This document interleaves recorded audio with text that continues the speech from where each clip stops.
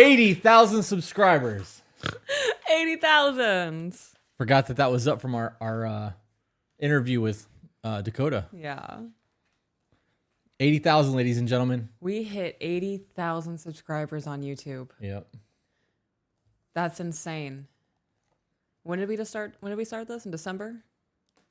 December 11th is the date that we actually started the YouTube channel. That's crazy. Yep. I need you to talk for me so that I can hear, because my microphone, I turned all the shit way down. Okay, so I guess I'm just going to tell that bird story a little bit. That works. Okay. Is that good for you? You want me to turn it up a little bit more? A little bit more, yeah. Okay. Hello. Testing. Testicles. Testing. Testicles 1 2. You're filthy. Yeah, filthy. That sounds good to me. All right.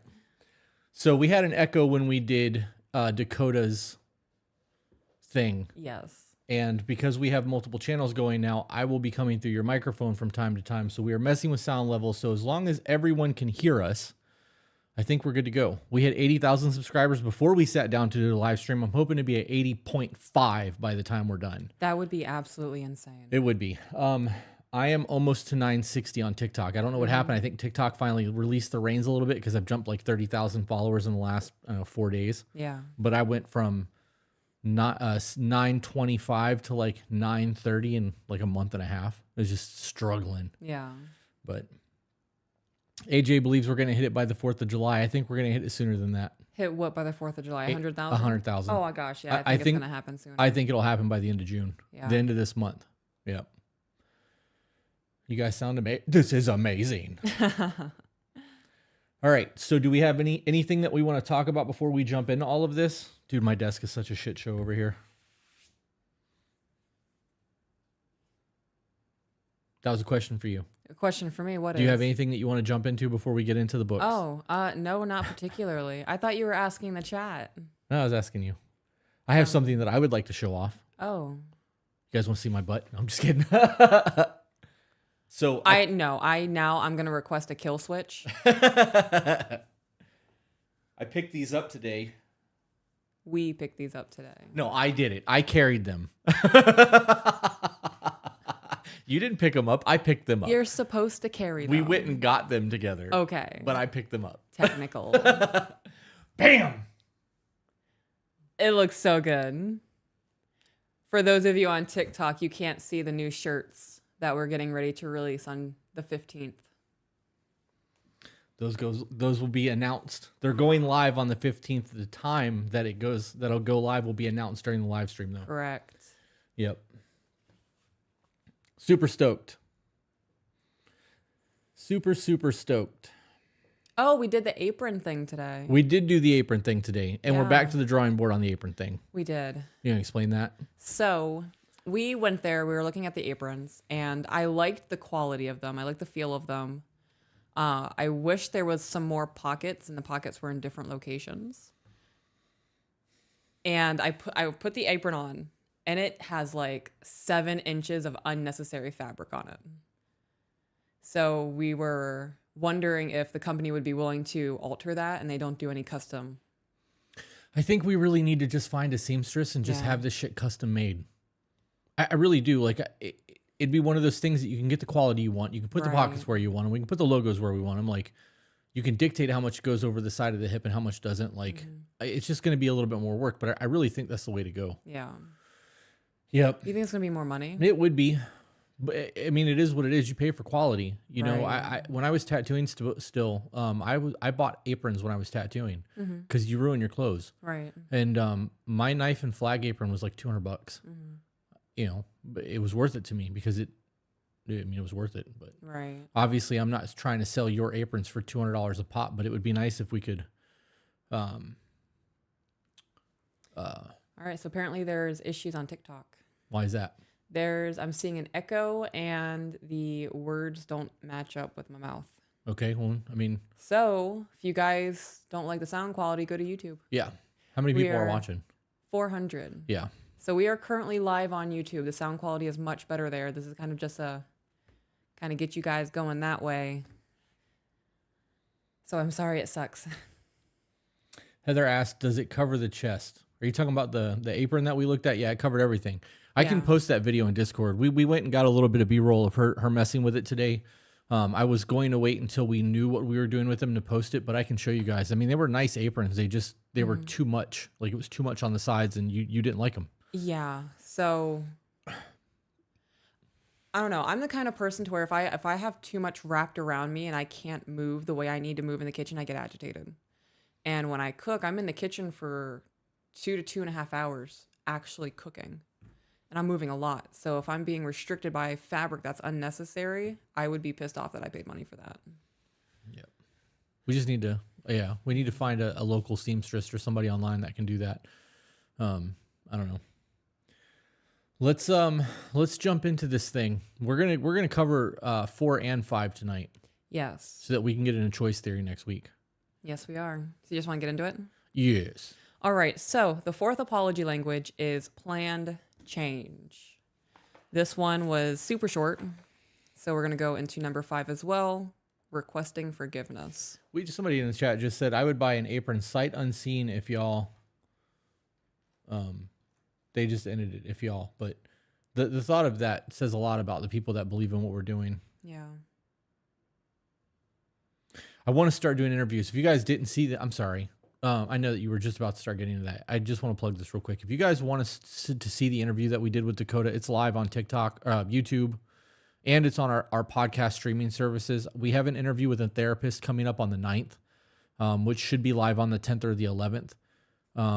We really want to start doing interviews. Mm-hmm. So if you're a creator, if you're an artist, if you're a photographer, if you're somebody that is a business owner that's been married for 20 years or something that you...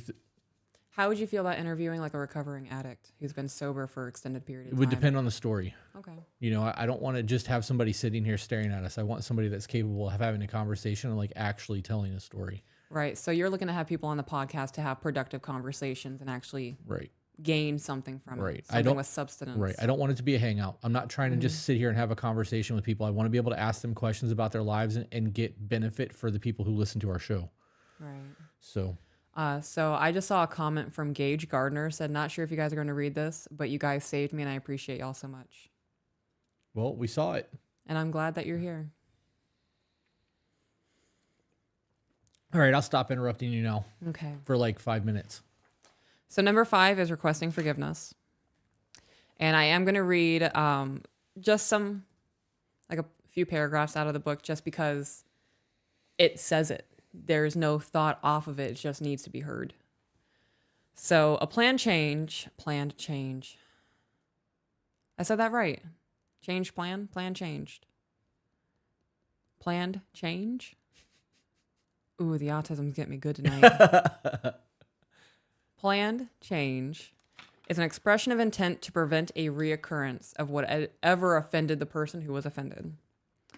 So you're going to outline what steps you're going to take mentally, physically, or spiritually to prevent this from happening again. And you're expressing regret and choosing to make long-term changes. Choosing. Because it's a choice. It is a choice.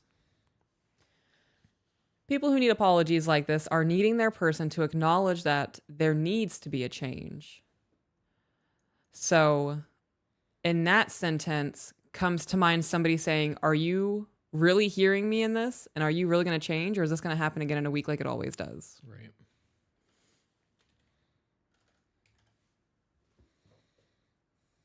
Any elaborations? I feel like these last two, because they're short chapters, are very self-explanatory. And like, okay, if I get one of those aha moments, I'll chime in. But otherwise, I'm just going to let you do your thing. Okay. So one needs to stop minimizing the behavior and start accepting that you hurt someone. Stop downplaying what you did. Oh, it's just a friend. Oh, it's been 2 hours. I know you've called me 3 times and I haven't said anything to you, but you need to relax a little bit. You're kind of clingy. Stop minimizing and accept the fact that you hurt somebody. See, that's something I could talk about. Yeah? Yeah. Do you want to? I mean, I could. You guys want to hear me talk about my opinion on clinginess? Oh, you mean clinginess. It falls into the needy thing.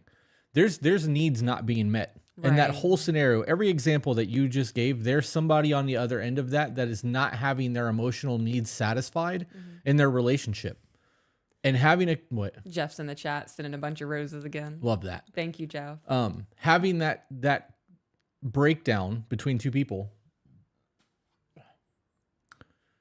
where one person is not feeling like they are getting their emotional needs satiated, they are going to get worse. If you are hungry and you don't eat, you're going to become more hungry. You go long enough without food, you're ravenous. Yeah. It's the same thing. You go long enough without having your emotional needs met, that it gets like that. It's the exact same thing. Only difference is you don't have hunger pains. You have heart pains. Right. Because your person's not fucking doing what they need to be doing. That's a good way to put that.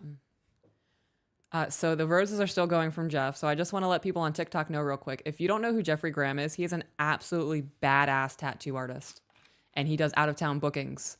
So I recommend going to his TikTok, checking out his stuff. And he also has an Instagram, which I believe he has linked in his bio. And if he doesn't, he should. Yeah. And he's also my best friend. He is also Chris's best friend.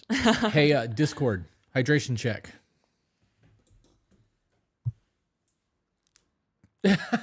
Just in case. It's medical. You think that's why you got banned last time?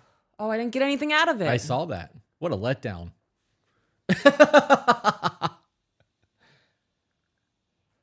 Oh, man. Not today, TikTok.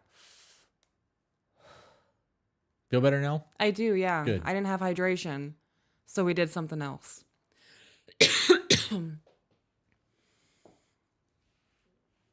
Ooh, he's up to 230. Love that. He's just going for it. He's just getting it.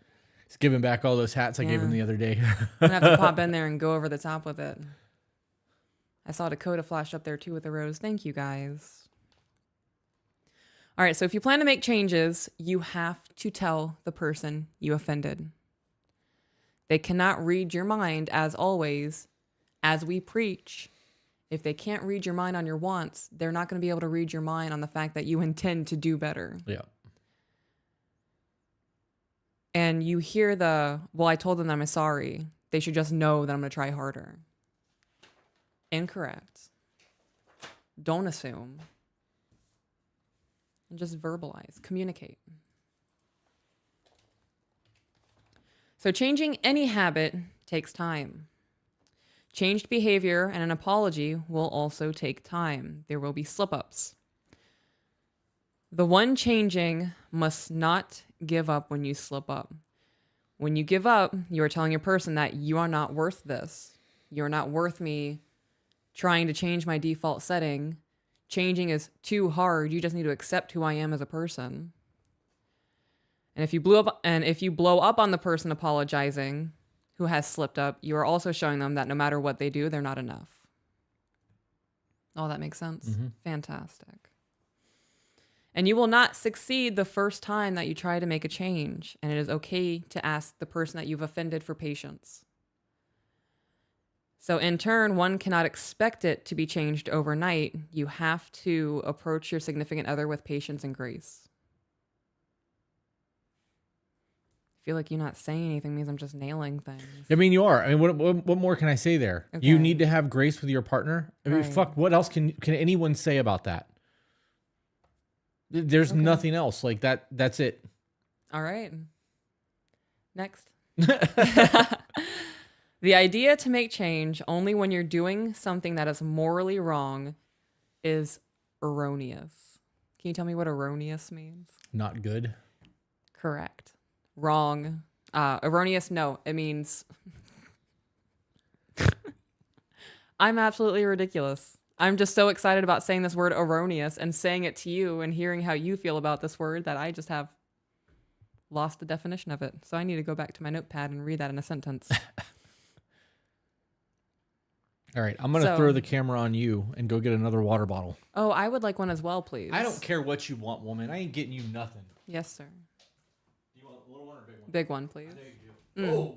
you do. Oh. So, erroneous means silly. Let me just Google it. I should have written this down. I usually always do this. I apologize, guys. This is so unprofessional of me. Definition of erroneous means wrong or incorrect.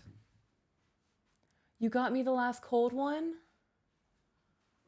You guys. Oh, I like that hat. He gave me the last cold one. He is suffering With warm water. with warm water so that I can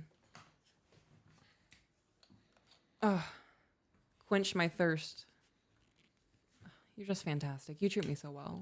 Because I gave you cold water. Because you're considerate and you put me above you sometimes. So to have a happy, harmonious relationship, you're going to work every day to be the best version of yourself, and that applies to both people. And for example, vacuuming is not a moral issue. Right? What do you... AJ messaged me, and I had to look Okay. over to see if it was relevant or not. So vacuuming is not a moral issue. That could be considered a marital issue. If the wife takes care of everything in the house, and then she asks the husband, babe, would you mind vacuuming once a week? And he tells her no, that's going to make her feel rejected, or it could make her feel rejected. That is when it becomes that marital issue, and that's when you kind of just step up and make a little bit of a change, even though there's no tension and nothing's really wrong, just to keep a harmonious plane. You do not seem into this at all. There's nothing for me to say here. Okay. I do have the 5 love languages quiz typed up and put in the chat box so that when you're done, I can submit that so that people can research their love language, but I don't want to do that now and have people leave the live stream. So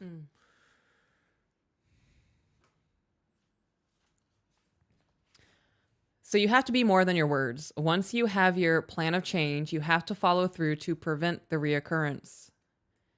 An example of not doing that is a husband who says harsh words to his wife while he is drunk. When he's sober, he could apologize profusely and say, I love you, I hate it when I speak to you like that, and then start drinking again at 4 p.m. That apology means absolutely nothing because there's no plan to change what's causing the behavior. Right. It's also a form of psychological abuse. Yeah. That's like a big one that leads into much deeper things. Correct. And if it helps you, write down your plan.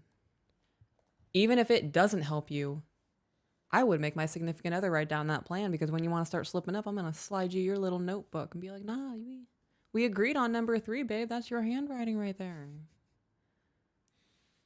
Don't play games in this house. So here's a blurb. And they titled this The Cost of Rebuilding in the book. And for those of you who don't know, we are currently reading The 5 Apology Languages by Gary Chapman and Jennifer Thomas. Zach just posted a link to it from our Amazon affiliate link. Fantastic. Super chat. They are just on everything. Yeah, I'm telling you, you know that this time next year, this is going to be a full-blown thing. We're going to have a studio. We're going to have multiple people working for us. Like, I hope so. yeah. Yep.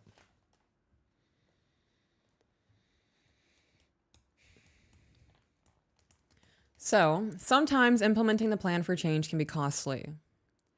Caroline came to me for counseling to deal with her depression and feelings of betrayal. Sweet Caroline. Dun, dun, dun. I don't know the next one. It doesn't matter. That's what happens when you speak sometimes. My brain just shuts off and goes right to a movie. And that was, anyways. Okay. She had married an attractive professional athlete named Chris when they were both 25 years old. Shortly after the birth of their first child, her husband had become involved in an affair. When confronted by Caroline, Chris admitted wrongdoing and said that he wanted to repair the marriage. During counseling, Caroline and I discussed terms under which she would be willing to work on rebuilding the marriage. For Caroline, it was critical for her to hear from Chris that he was not only sorry for his wrong action, but that he would make changes in his lifestyle. In the end, Chris made a very drastic change. He left the professional sports world and took a desk job in order to avoid temptation. In addition, Chris worked to rebuild Caroline's trust by telling her where he would be and opening up his smartphone and email accounts to his wife. Caroline needed to know that things would be different in the future, and Chris offered these concessions in order to reestablish trust. So that was the sacrifice. He gave up the career that he had to save his marriage. And sometimes that is what it takes to correct the wrong that you have done and the sanctity of the marriage to the person that you have claimed to love. Right.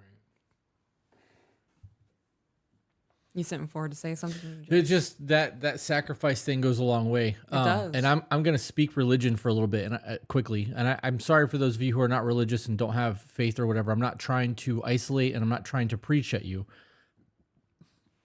But in the Bible, it says that you are supposed to love your wife the way that Jesus loved the church. Mm-hmm. And when you listen to that scripture, he was beaten, tortured, and crucified for the church. Yeah. We are the church. There are people out there that would not give up their career and find another job to make their wife happy. There are men out there who won't unlock their phone. There are men out there who won't do the dishes. There are men out there who won't take care of their children. There are men out there who are not willing to love their wife the way Christ loved the church. There are men out there who aren't willing to stop double tapping an Instagram photo. Right. That's why I sat up.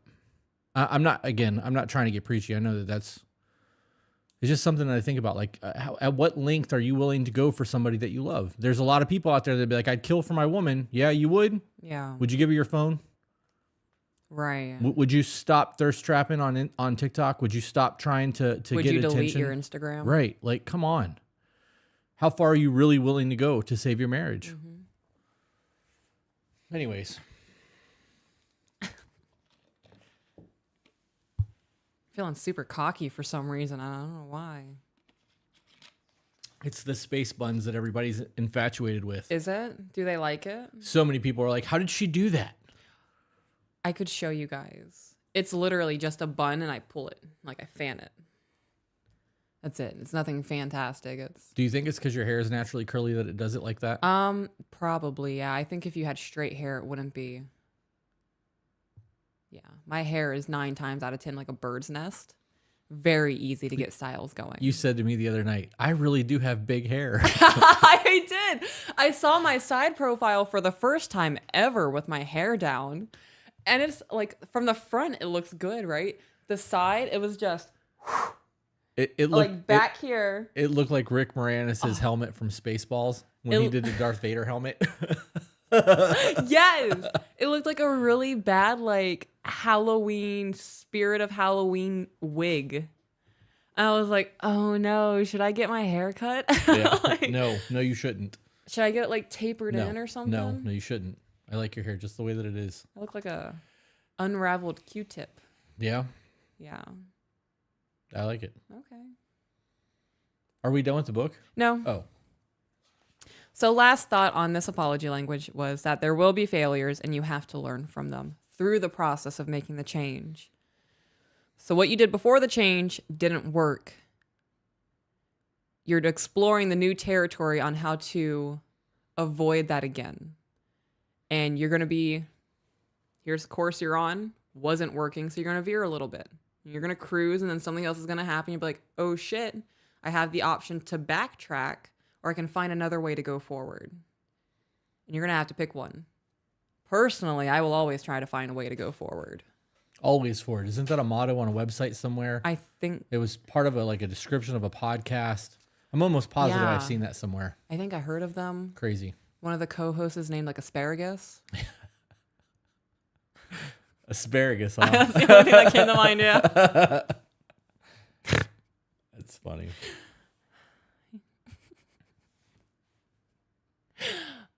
We're live and I'm really getting ready to ask you this because I said something really stupid and I need some reassurance. Are you sure you love me?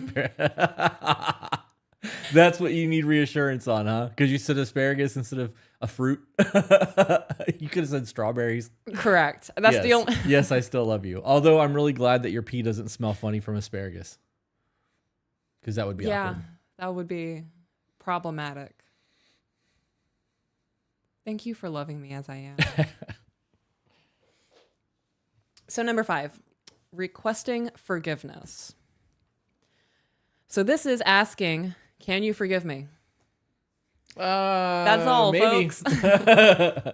No. So an example is the husband cheats on the wife. Wife catches him in the act. I wrote conversing equals he admits what he did was wrong. Right. I'm not going to outline the whole conversation of I caught you cheating, him admitting it, and they have that back and forth. The conversation ends with I cheated on you and it was wrong. And the wife is hung up on the fact that he cannot ask her to forgive him. And she said, that's all I need from you in this moment. I feel like my feelings don't matter to you unless you ask me to forgive you. And he says that it is too hard for him to ask his wife to forgive him. And something that they've done research on, not just the people who wrote the book, but psychologists, is personality types. And people who have a controlling personality type have a very hard time asking somebody for anything because it's out of their control. And it's not necessarily just abusive people. It could be extremely anxious people. It could be people who have been bitten so many times and rejected so many times that they're in control so they don't have to ask for anything. It could also be a pride thing. It could also be a pride thing. So asking for forgiveness, if you're with somebody who needs you to ask them for their forgiveness, it is showing them that you want to restore what has been damaged within the relationship. So when an offense happens, it puts a wedge between two people. It doesn't matter how small the offense is, there's going to be that little, okay, fuck them. Like, all right. I have to stop this. People keep asking to join. You should tell all them to come over to YouTube from TikTok and then just shut that down. You've been on that now for like 25 minutes. So we are going to go ahead and shut off the TikTok. So if you guys want to continue to be a part of the conversation and see what's going on, head over to our YouTube channel, the number 2, Be Better. We're going to be live there for at least another hour and a half, maybe. Once we're done with the apology languages, we're going to interact with you guys. Kind of just go from there. We got some emails picked out we may read. We do have some emails picked out we might read. Bye, guys. While she's doing that, guys, if you have not yet, please subscribe to the channel. We are on the march to 100,000.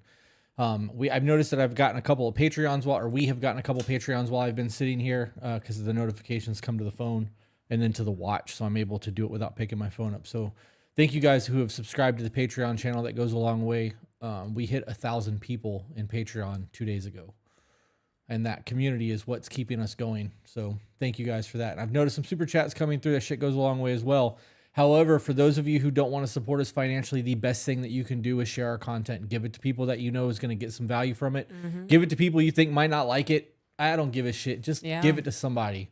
Share it on your Facebook. Put it on Instagram. Put it on Instagram and tag us. Mm-hmm. To Be Better Podcast on Instagram.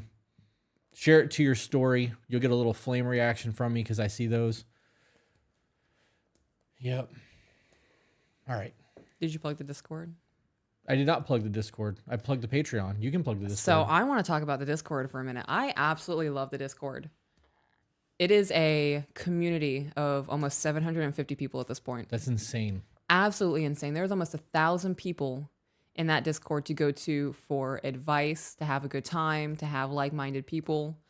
It is always active too. I log on there typically between 6:30 and 7 in the morning, and I see people going until 3 or 4 o'clock in the morning. Yeah. So it is just always people in there. Chris and I are active in there. We have plants discussions. We have parenting help in there. Just homeschooling, homesteading, photography. Oh yeah. Weightlifting, Dom sub community that's private. Yes, you have to request to join that. Men and women's groups. There's all kinds of shit over there. Discord is something. If you would have asked me 5 months ago if any of this would have been a thing, I'd have been like, no way. But Discord especially, because we talked about that before we even created the Patreon. Mm-hmm. And we're like, we're not doing that. It's just one more thing to monitor and it can go completely sideways. And because of Luca and a couple other people who really pushed for it, we created it. Now we've got dope mods over there. Right. It's crazy. And we don't have to manage it. They're doing enough over there that we can still focus on this while they take care of that. Right. Mom and Dad love you guys. We really have a badass team over there. Yeah. And Zeke's now unofficially my brother. So I saw that earlier. To get into the Discord, you would have to join the $15 tier of Patreon. It is a subscribed Discord. That way we don't have people coming in there and being disruptors. Right.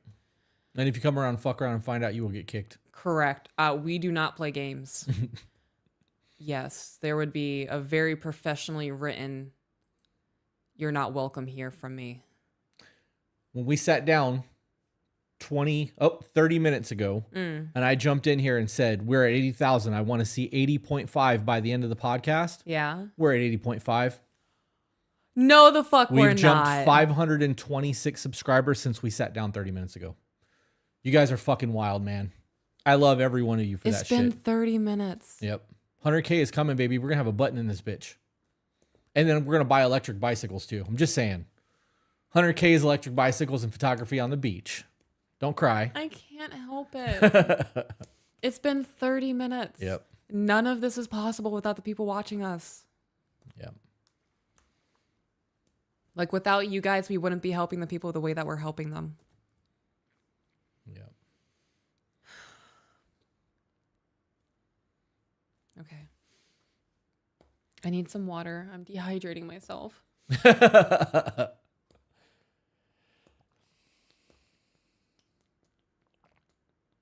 Gribbling girl said 100K by the end of June. That's going to happen. Absolutely insane. It's going to happen. We're averaging 1,000 a day right now. We're only 20 away. We're going to hit it. That's mind-boggling. Yep. Yep. We're going to have to do something when we hit 100. I don't know what, but we're going to have to do something. We should do like zip lining or something. Yeah. I would love to do scuba diving, but you don't do the water. I can't go under that far because of my eardrum injury. It like massive pain. Mm-hmm. All right, let's go back to the thing. Okay. So when an offense happens, it puts a wedge between two people. And until that fence is resolved, the relationship cannot grow. When you take the sun away from a plant, it can no longer photosynthesize. It is not going to grow. You can give it as much water as you want. It gonna rain. That was thunder. My mind's just going, oh, Really? Again? Yeah. And there's the second meme, Zeke. I'm so excited about the rain. Oh. So, right, you take the sun away from the plant, it's not going to grow. When you don't resolve things in the relationship, how can you ever expect it to grow? I'm good. I would rather take the L and just... Well, without that sun, you would be taking the L. Correct. Yeah, you would die. Yeah. Yeah.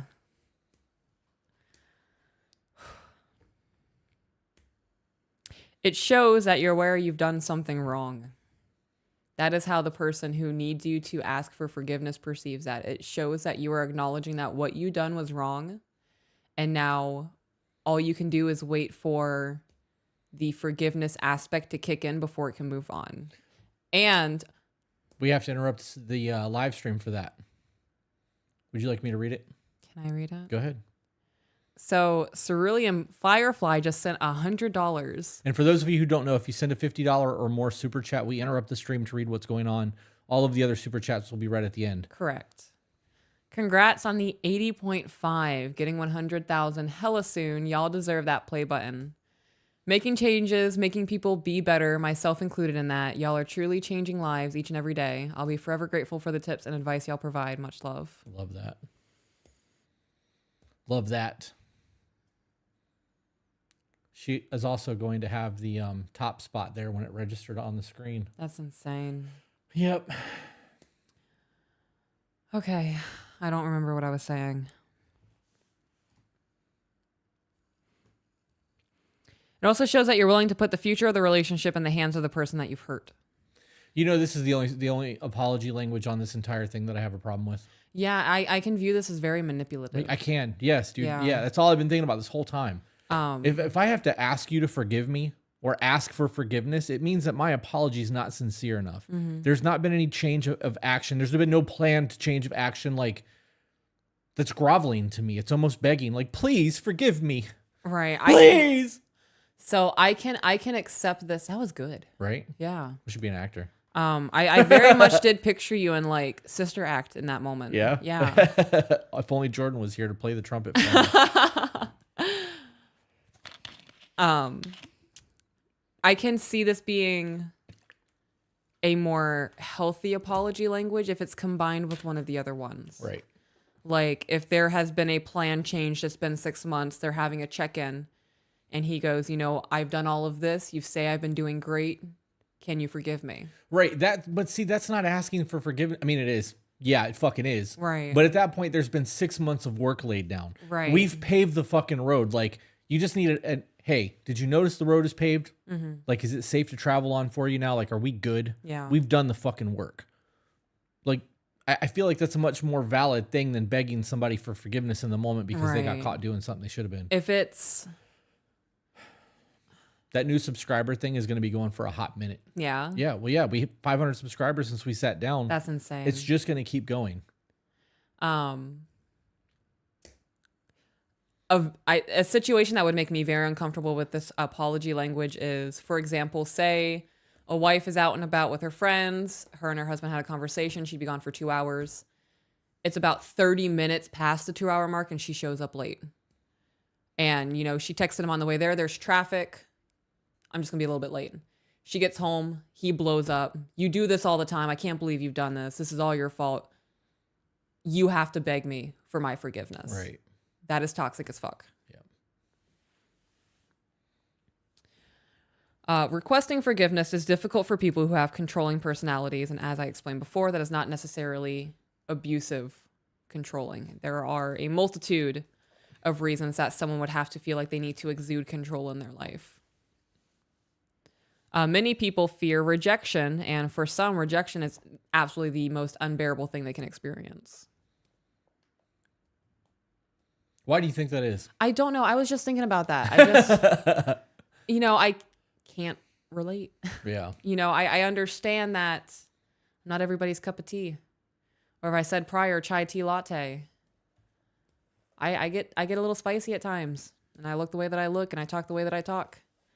And apparently me being autistic is offensive to people. So. Yeah, I love that you're doing it to people on TikTok. real shit. Like you said that and I was like, babe, that's fucking genius. So I'm aware that I'm going to get rejected by people in society. So when it happens, even when people are super nasty about it, I'll be like, okay, word. I mean, you were a dick for that. I get it though. Work on your delivery. You're not going to hurt my feelings. I mean, maybe if it's super clever and I haven't heard it before, I might be like, okay, damn, like they got one on me. Otherwise, I have nothing to prove to anybody. Yeah. I would have a hard time with it if it was like public embarrassment. Yeah, that would fuck me up. Yeah. So rejection when it comes to forgiveness. What? I fucking looked over in the chat. Yeah. So all my like early 20s when Limp Bizkit was popular. Right. Do you remember the porn star brand clothing line? No. It was really big when Jinkos were a thing. I had a blue porn star hat.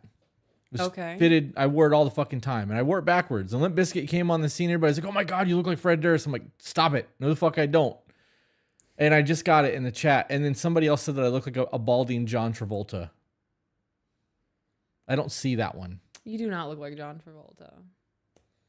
Normally, it's everybody saying that you look like Emma Stone, or as AJ puts it, Emma Stoned.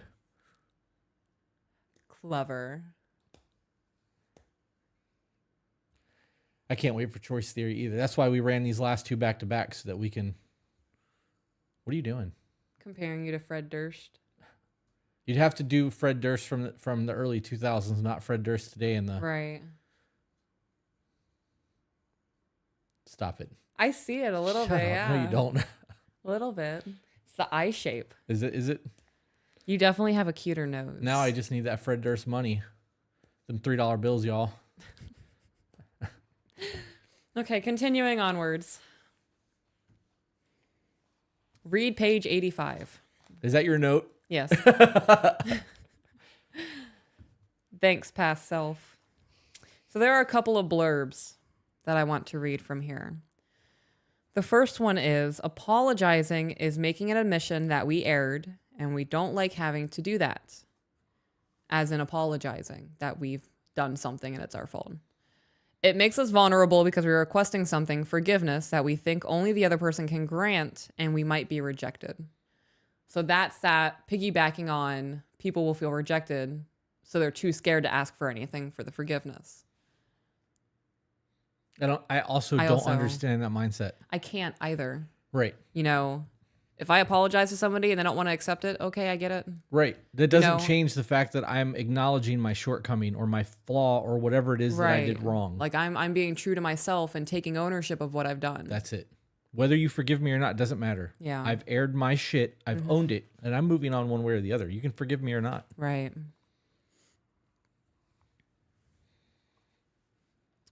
Next blurb is the answer for this person is to acknowledge this fear, as in the fear of not being in control or the fear of the rejection.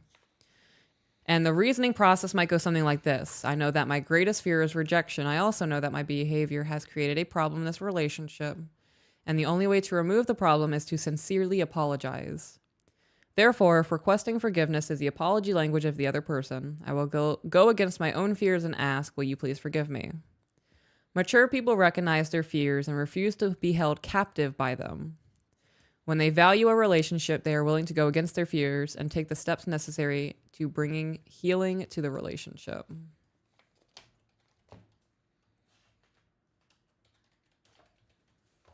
Anything to say on that? Somebody just called you Peachy DeVille, and I fucking love that. Peachy DeVille? Mm-hmm. You now have a last name. Because, Corella DeVille, Emma Stone, split hair. I was about to say, I have to go change my Instagram, but I don't have an Instagram. Yeah. So, I don't know. Peachy DeVille. I love that. I do too. I want to legally change my name. You could. You could. No, I couldn't. I like your last name too much. Yeah. Fuck. Can I I don't know, pseudonym? That is a pseudonym. Yeah. Okay. It's real because it's on the internet. Yeah. Peachy DeVille. That's good. Yep. That was good. I wasn't prepared for that when I looked over. Me either. So it's actually not red in my hair. It's pink. Yeah, it is. It is pink.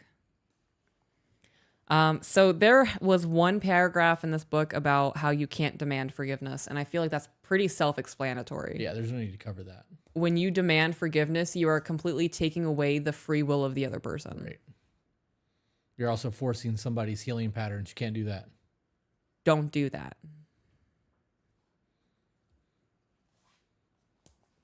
I know some of you out there really just want to push the resolution and I'm going to have a panic attack until you forgive me.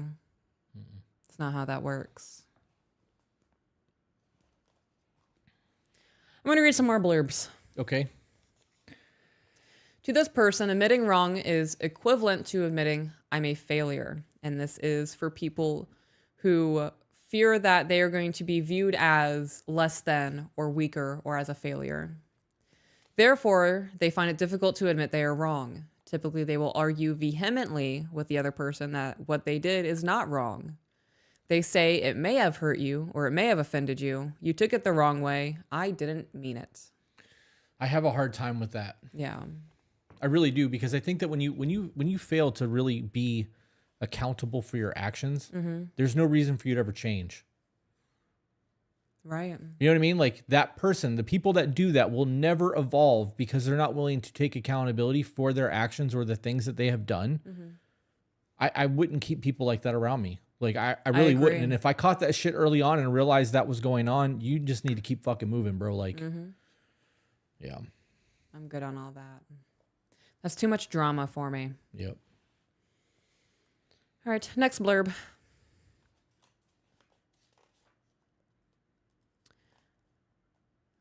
The answer for those people lies in coming to understand that fear of failure, like the fear of rejection, is one of the most common fears of humankind. The first step is to acknowledge this fear and to say something along the lines of, sometimes I do and say things that offend someone I love and it harms our relationship. The only way to amend relationships is by apologizing, so I must learn to apologize in spite of my fear. I understand that making a mistake, saying or doing something that offends another person is something that all of us do. It does not mean that I'm a failure. To admit that I did wrong does not make me a failure. In fact, it will help bring me healing. Oh, fuck. In fact, it will help me bring healing to my relationship. Therefore, I will go against my fear, admit that I am wrong, and ask for forgiveness. Anything on that? Nope. Okay. Do you guys have any questions, statements, or thoughts about the love languages or the apology languages? I don't know why I keep doing that. I have one more. Okay, little but note. we're behind too. Okay. So this is my last little note. And it says, in asking for forgiveness, you are asking for a massive thing from the other person. The person forgiving you is giving up their want for justice. They're letting go of their hurt and the anger, the humiliation or the embarrassment, the rejection or the betrayal, and they have to live with the consequences of your poor behavior. And you guys might be wondering, what are those consequences that they have to live with? It could be an STD because they cheated. It could be a child with the person they cheated with. It could be mental images of anger, of frustration, of you throwing something at them. It could be them catching you in public with somebody else in an embrace. It could be the shitty words that you told them because you were angry. Yep. Could lead into a whole lot of things. A whole lot of trauma responses, PTSD shit that, you know what I mean? Yeah. Could bring up something from a past that they didn't know they weren't over yet. You know that forgiveness and revenge are both a commitment. Yes, they are. You are committing to one or the other either way. And when it comes down to it, committing to revenge and trying to seek someone else's pain to make them hurt the way that you're hurting is never going to balance anything. I'm good on all that. Yeah. All it's going to do is exhaust you. You will never have a good quality of life if you are focused on hurting other people. Right. All right. So let's look over here real quick and see if we have any questions or thoughts on the apology languages. How many people do we have in the chat? Currently 390. It was over 400 a minute ago. It's dope. starting to drop down.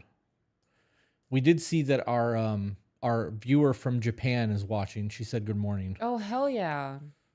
Welcome from Japan. What's the person's name? Alyssa Rogers. I want to remember that. Who is this book by? This is by Gary Chapman and Jennifer Thomas. Skywalker 24 said you cannot forgive people to forgive you. You cannot expect people. Expect people, yeah.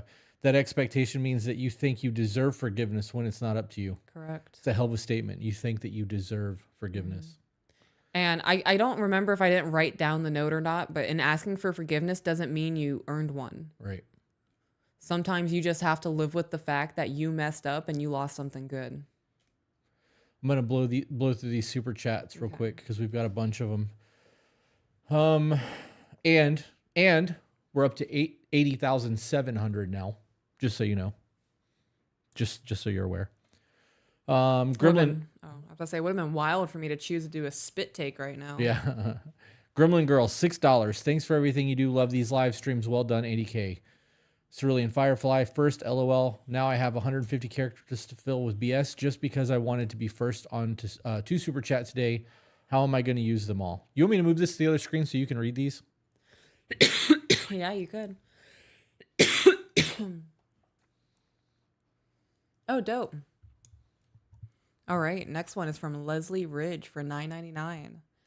Hey, you guys, I just want to thank you both. I'm pretty young, 19, but I've learned a lot from you both, and me and my long-term boyfriend are doing much better just from listening to your podcast. That's dope. That is really dope. Lindsay Eskelly, $1.99, sending love from Roswell. Shut up. I love that you sent the alien emoji. Thank you for saying we rock. Have you seen Aliens? I'm going to need an update, Lindsay. Mariana Rodriguez, $9.99. No little blurb. Nope. Spring Allison, $10. Thank you. P. Manly G, $9.99. Hey, Chris and Peaches. I've watched all your videos and clips and live streams. I'm 20 years old, and your content has helped me in my relationship with communication by tenfold. Thank you so much. One up. P. Manly G. I have to know, out of all the content, because you've said you've watched all of our videos. That's a lot of videos. Which means you're either not telling the truth or you're a Patreon subscriber. Because there's a lot of shit on Patreon you may not have seen yet. Ooh, if you're not on Patreon, you just fibber. Ooh, I want to know the video that made the biggest impact on you and what we're doing. Ashley Woodell, $9.99. How should I deal with my husband feeling insecure in our marriage? I'm completely obsessed with my husband and show absolutely no one else any interest. I don't understand how to help him with this. Need more information. I'm about to say that is not enough information. What is he insecure about? Right. Has he told you what's making him insecure? What your actions are that's kind of contributing to that? Have you done the check-ins?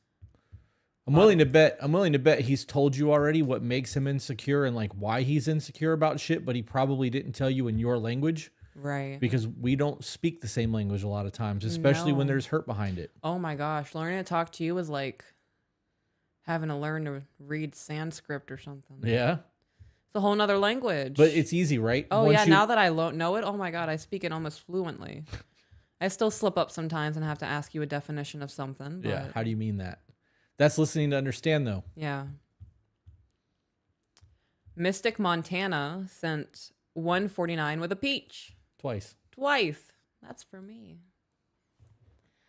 Kyle Foster for $50. Motorcycle life lesson. Your life and you coming home is not guaranteed. Love hard, kissed often, fight less. P.S. I love my beautiful fiance, Kayla. Hashtag frustrated. I don't think I ever said it with the double W, guys. I don't think you're you adding did that either, in but there. that shit's Yeah. funny. Okay. Love the motorcycle reminder there. Yeah. I feel like that's someone telling you something. What? I didn't go buy a motorcycle. What are I know talking you about? think about it. Every day. I know you do. Every day. Pay attention. And every single time I start looking, someone I know goes down. God is telling me, I don't want you to ride no more. There's no motorcycles here. Good. There'll be a Mercedes in the driveway next I'm month. okay with that. You can have whatever car you want. You And can some have a electric lunch or bicycles so that we can do photography and not have to walk around because I am fucking lazy. Okay, me too. Raynell McGinnis. Keep saving relationships and being badasses. Baked Dan. Is that garlic bread as your profile photo? She's $9.99. I mailed y'all's paintings today. I'm so excited for them. The lady at UPS wanted the one for peaches. I'm so excited. Hashtag on the road to 100,000. Excited to see you guys grow. You two deserve it, and so much more. Danny, if I sent you a photo, if I drop shipped a photo from Impix to you, do you think that you would be able to paint over top of it to make a custom piece of fusion art from something that we've created to make something that you've created so that we could have a piece of art that the three of us have worked on? Because if you take the picture, I edit the photo, and we send it to her, and she paints on it, all three of us will have. That would be dope. Yeah. That would be really dope. Cass M for $5. Thank you. Thank you to the both of you. You are both so very wonderful and helped me open my eyes to appreciate the man I married. Do y'all have an email? Tell me you're new here without telling me you're new here. About to say no. It is 2bebetterco@gmail.com. The number 2bebetterco, C as in Charlie, Yep. @gmail.com. Yep. I love that. I like that that new people are still finding us and Me like too, yeah. doing the thing. I love that little alien emoji. So Zach just reminded the chat that next week we will be starting Choice Theory by William Glasser. Yeah. This book is life-changing when you really sit down and listen to it. And I have a book that I want to read after that. What about the books I have lined up? Okay, then how about after Split the Difference? How about I just put my phone down? We talk about that later. Okay. I found a new book today. Anyways, Jenna Ardito said, "You have a YouTube?" Question mark. Where are we right now? Because of the Right. TikTok today. Yeah.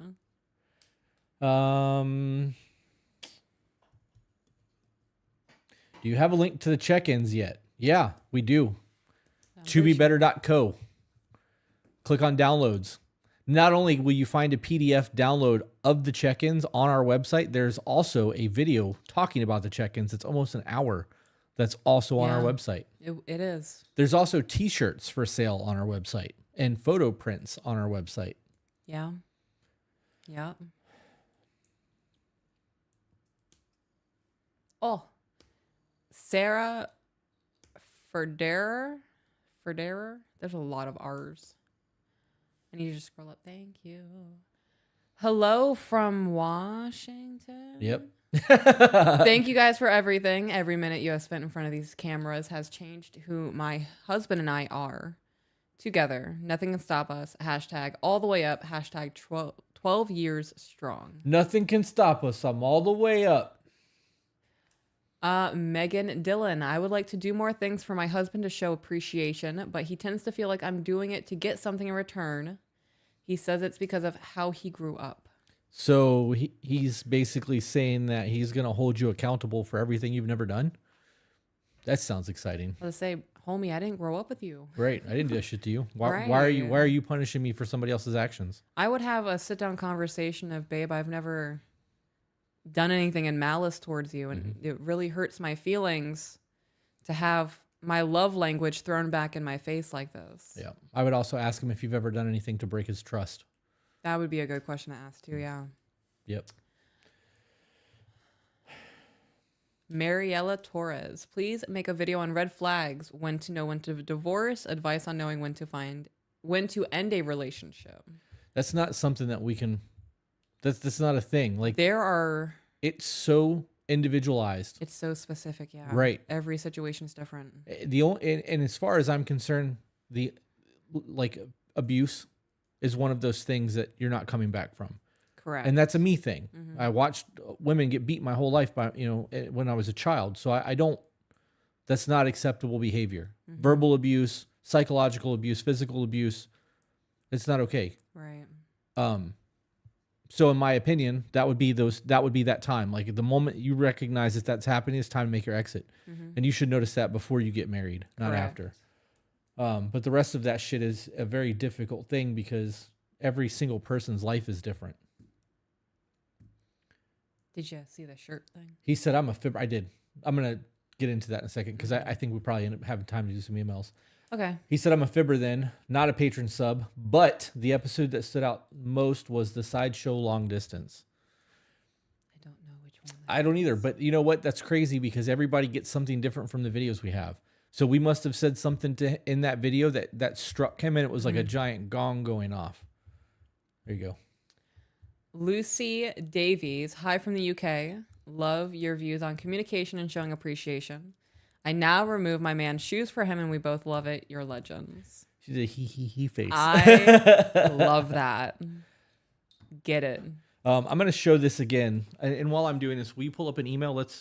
Actually, before we do that, if anybody would like to pay for an expedited email read, was it Super Chat? Let's pump that right now. My iPad's dead. Oh no. Wah, wah, wah. You have the charger over there, don't you? So this is very negative self-talk of me, right? But every time I do something, I'm like, I can't believe I've done this. Like, why am I like this? You know that Joan Jett song, I hate myself for loving you. My mind goes, I hate myself, and it just trails off. That's going to be dropping on June 15th. AJ asked me to hold that back up so he could see it. So just so you guys know, that was not me plugging the shirt a second time. That was AJ requesting it and me being a performance monkey.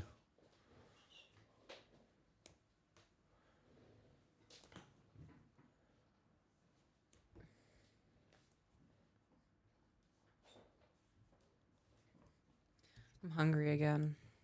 Yeah. What did we just eat? Five We had Guys. Five Guys. Yeah.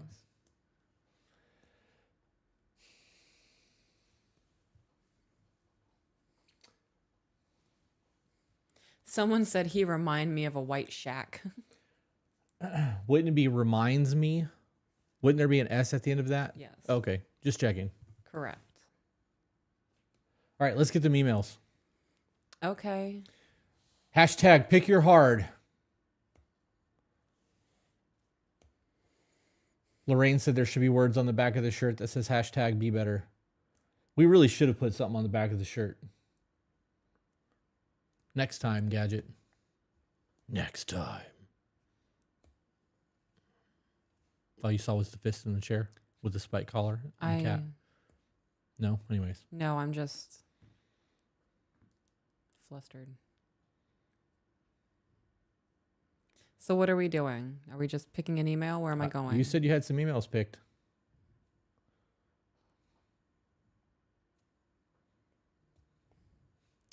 All right. Hello, Chris and Peaches. I love watching you both and hearing about your life and love together. I have been with my partner for 3 years. I have a 20-year-old son and a 7-year-old daughter. I am 10 years older than my partner, and we have lived together for the last 2 years. Last week, he decided he couldn't handle living with my kids 24/7, and he left. We still deeply love each other, and I understand why he couldn't handle it. Okay. My daughter has been through trauma and also has been diagnosed with ODD, and life with her is, well, hell at times. I'm pretty sure we've read this. I think so too. I think so.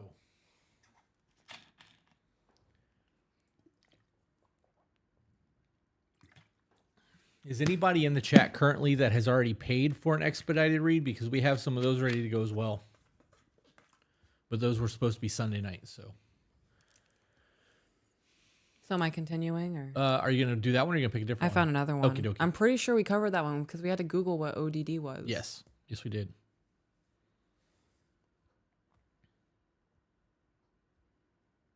So am I just getting into it? Or...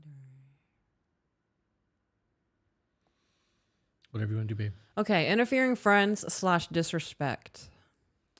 Dear Chris and Peaches, first off, I'd like to say that I love your podcast and YouTube channel. I found you on TikTok about a month ago, and your videos have been very insightful and helpful for me. My boyfriend and I have been together for 6 years, and recently we've been dealing with a huge blow up within our relationship. Through this, I've recognized that I haven't been the greatest partner over the last year or so. I've had anger issues and depression that I let spiral out of control and get to a point that was exhausting for him. I was lazy and inconsiderate. I never said hateful things to him, but I would get upset over the dumbest stuff. We had a huge argument a couple of weeks ago where he finally communicated to me how things made him feel after holding it in for months. Okay. Do you have anything you want to... Is it warm in here to you? No. Okay. It is to me. Okay. I'm going to open this. Hopefully the audio doesn't change. Let us know if the audio has changed, guys. Dude, that instantly feels cooler. Yeah. Did you process any of that? Or? I did. Okay. I'm good. Since then, I've taken a step back and really told myself that I need to do better, to be better, and have been working on that ever since. I'm seeing a therapist about my anger and depression. I'm finding ways to help with my issues and overall be a better person. He's also decided he needs to work on being better with his communication rather than bottling stuff inside to avoid confrontation. However, every time I bring up issues, he always stays silent and doesn't really discuss things with me. Okay, so he's still doing the avoiding thing. Okay. I'm always, let's see. Our discussions are mostly one-sided from me, even after I try to ask him what he thinks, feels, etc. I'm always met with, I don't really know what to say to that, or I understand, I just don't know.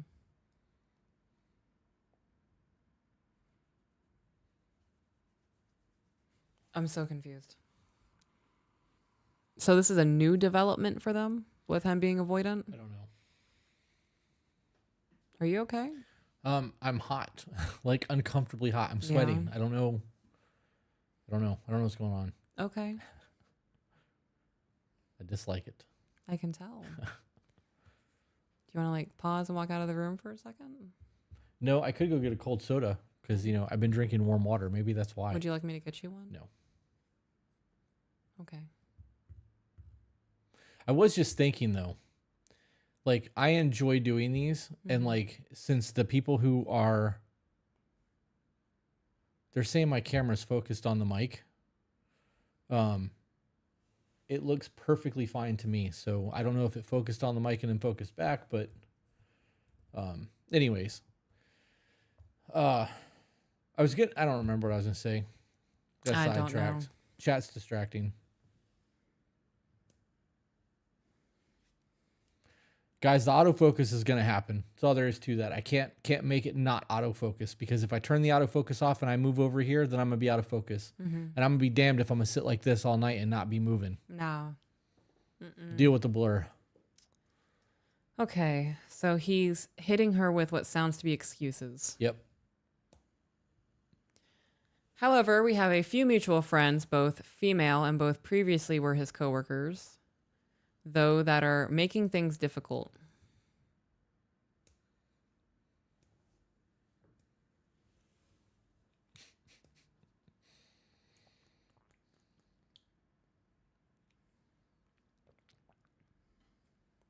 Okay.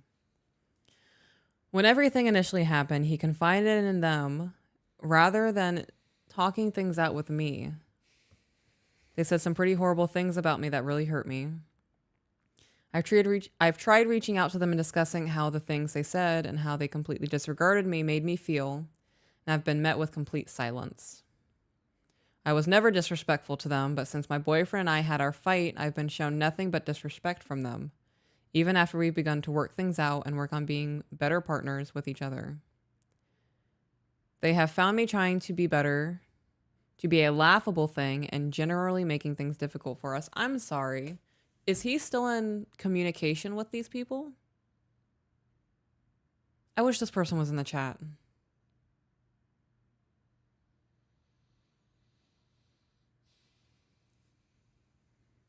Guys, don't take your relationship problems outside of the relationship, especially to the opposite gender. And of course, I have to say, abuse situations are different. You don't go, if you're a dude, you don't go tell your female best friend that your girlfriend hasn't given you head in 6 weeks. Right. Yeah, that's definitely not a conversation that needs to be had. Right. I'm going to pause you for a minute. Guys, AJ, I appreciate everybody telling me that the cameras are out of focus and trying to tell me how to fix it. I did photography for a living. I understand aperture settings. I know what's going on.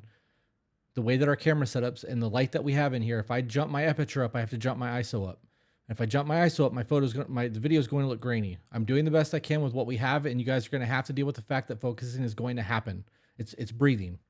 It's going to focus on this. It's going to focus on my hand. It's going to focus on my face. If I notice that it's out of focus, I will get up and push the button to refocus on myself so that I can force focus it. I'm done. If it gets blurry, unless I'm like super out of focus, it will adjust. It's hard for me to focus on the email when all of that's going on. I understand. Okay. So I'm going to move this back out of the scene. I don't know, it's just crazy to me that they're going to tell a professional photographer how to do his job. Try to be helpful. I get it.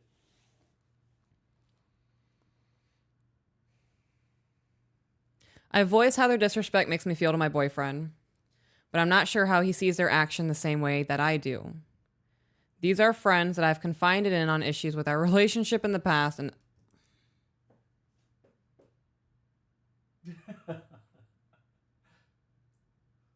Would you like to not read this email? Want to go back to Super Chat?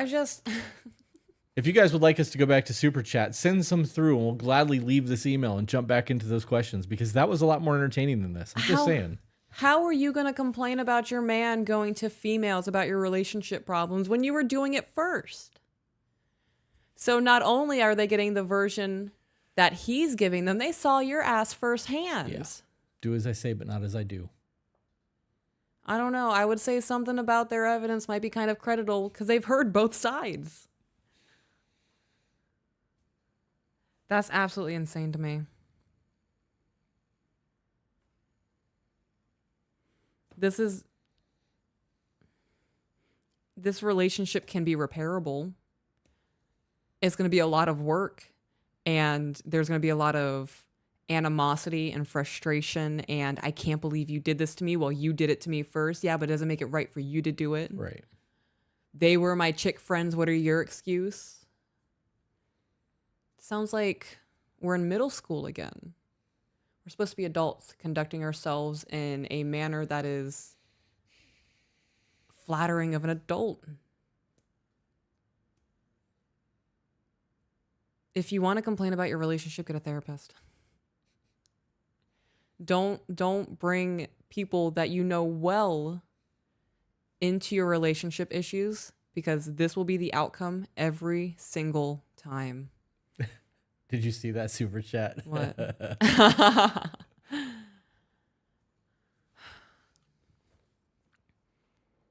You know, I know I get over the top and dramatic about things. It really blows my mind that people have these thought processes and they don't take that step back and go, is this really a good idea? Right. The real thing is we've discussed this over and over and over again on multiple videos. Right. So this conversation has been beat to death, which is why I'm not chiming in on it, because we've had this conversation 100 times already. Probably not 100. Let's see. We have 26 episodes of the podcast, 20 episodes of the side show, and 15 episodes of the side piece plus the bonus cast. Mm-hmm. So that's got to be close to 100 episodes. I would say that we've talked about this at least 50 times over the course of the podcast since December. I would say roughly, yeah. Yeah. Do you want to finish this, or you just want to? You can scroll down a little bit. I mean, it's almost done. I'm All on right, the fuck it, second to finish last it. paragraph. Okay. We're close so- enough. These are friends that I've confided in on issues with our relationship in the past, and have helped them through many things in their own lives recently, and have never had this huge of an issue with them. I've genuinely considered them to be close friends, but now they're being very two-faced towards me. Excluding them from... Pause. Read that again, please, because you want to talk about hypocrisy? I've genuinely considered them to be close friends, but now they're being very two-faced towards me. So you don't think that you're being two-faced to your partner when you're telling your partner, or you're telling other people about the shit that's going on in your relationship? Right. Because I view that as being two-faced. I do view that as being two-faced. Where's the integrity and the honor in your relationship?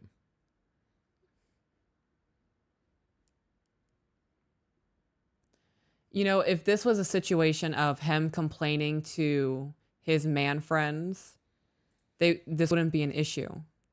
It's because it's two females that he's confiding in that she used to confide in. I bet if it wasn't even that, if it was just two females that he was confiding in, they were jumping on the bandwagon of your girlfriend sucks, you would have an issue with that because he's confiding in people outside of your relationship. Right. That's where the issue is for me. Yep. Yup. Okay. Excluding me from trying to make plans that include them both and my boyfriend. They aren't final plans, but suggestions. He tells me he understands why I feel the way that I do about the situation, but also says he doesn't think that's how they mean the things they say and do. Okay, so red flags. You went outside of the relationship and complained about your issues with people that was not your partner. Your partner went outside of the relationship and complained to people about the issues within the relationship. It just so happened to be the same people that you were complaining to. So I think the fact that their demeanor has changed, especially if you thought that they were really close friends to you, tells me that there could be a little bit of they are getting an outside perspective that you're not seeing, and you really could be kind of in the wrong here. Right. You know that in most cases of abuse, Mm-hmm. the people that are doing the abusing are they are so good with outside perspective that people are like, I've never seen him do that, or I've never seen her do that. Yeah. That's not who they are. There's no way. Mm-hmm. You know what I mean? And then other people who have been victim of abuse, when that shit's brought up, they're like, oh my God, I can totally see how that could be a thing because of the way that he or she portrays themselves outside of the relationship. Mm-hmm.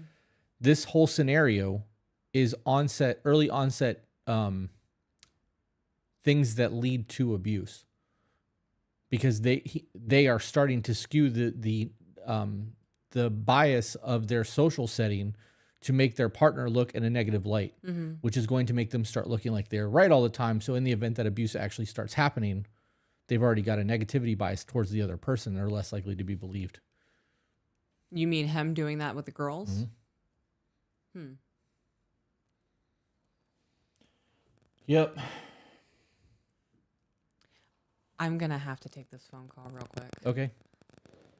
If you're going to walk out of the room to do that. Oh. Hello? No, I'm currently doing a live stream. Okay, just text me. I love you too, bye. Sorry guys, that was my sister. I don't get to talk to my sister often. Brooklyn said he's probably messing with them both. If they're trying to make plans with him without her, something's going on, and he's just blowing it off as unacceptable if they really want this.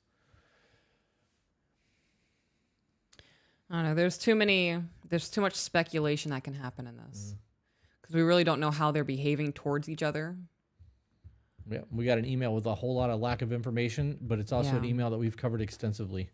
All right, I don't want to do any more emails until we've had time to actually just. Was that one that was pulled out of the? Yeah, this is in the podcast ready.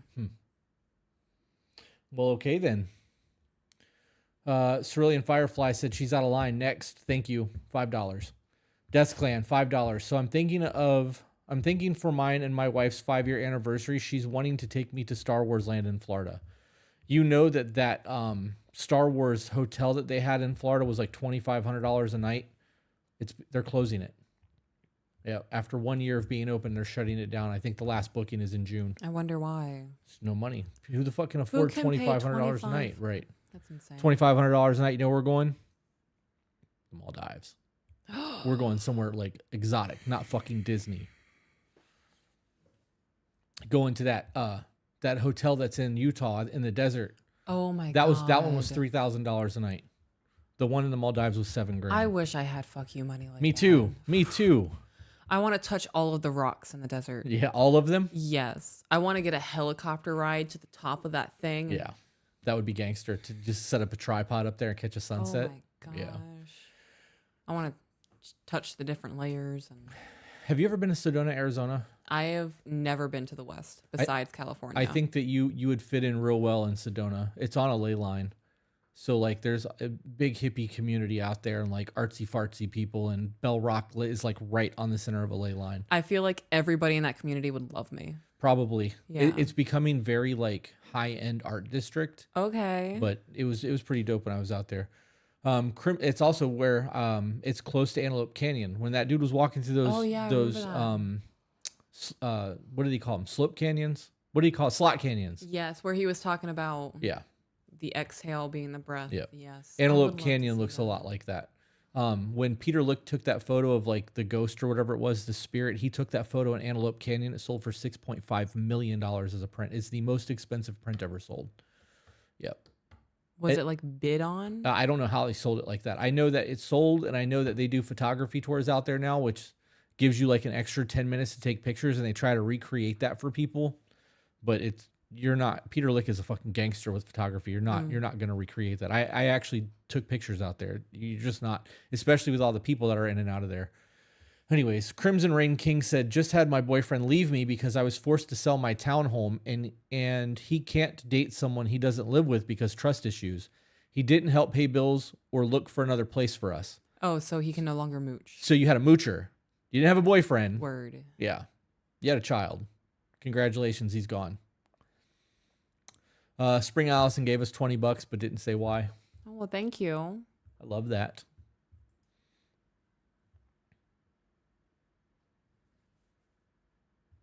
Sarah said, we went to Mexico for 2 weeks for $4,000. That wouldn't even be 2 nights there. Oop, somebody's asking about an expedited email. Ooh. Christina Hughes says, Peter Lick is a badass. Let me tell you, there's not a lot of photographers out there that I really admire, that like I truly love their work. But Peter Lick is one of those people that when I see his galleries, I fucking stop what I'm doing and I go in. Yeah. He has his print process is unlike anyone else's. He's doing a lot of like light reactive inks, and like it creates a mood and a feeling in a photo. Like it doesn't matter what it is. You can be looking at a picture of an airplane that he's taken, but because of the way he does things, like you feel it. What do you mean he's using his like inks? The way that he is doing his Is he doing like Red Room development? yeah. Oh. Yeah, the way that he's developing his photos for print, like he's created his own technique of printing, which That's is why his impressive. prints are selling $30, $40, $50,000, and they're Good for numbered. him. You know what I mean? So like, That's so yeah, dope. yeah, he's a badass.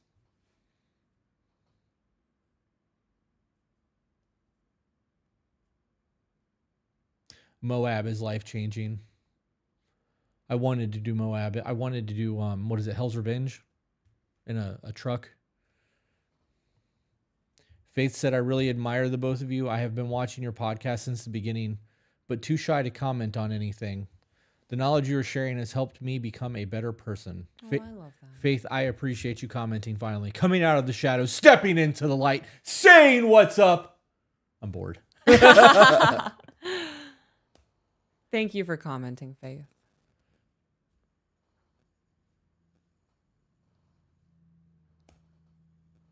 Oh, AJ sending me messages. Let's go over there and see if there's anything. KT Potato. How do you fix resentment towards a partner who is trying to fix themselves after they neglected your needs and love languages for 2 years? I want to feel better, but I don't. So you're telling me that you have a partner that's finally doing the work to fix themselves and no longer neglect you and meet your love languages, and you're resentful? You're still? holding on to the past. You're letting past you dictate current you, which is going to destroy future you. Tell me how that adds up. Because this is a decision. You're making a choice to still be resentful towards all of this. Correct. It is a decision. You know, in the moments where he does go out of his way to correct things, or whomever you are with goes out of their way to correct things, and you shit on it, why would they continue to try? Right.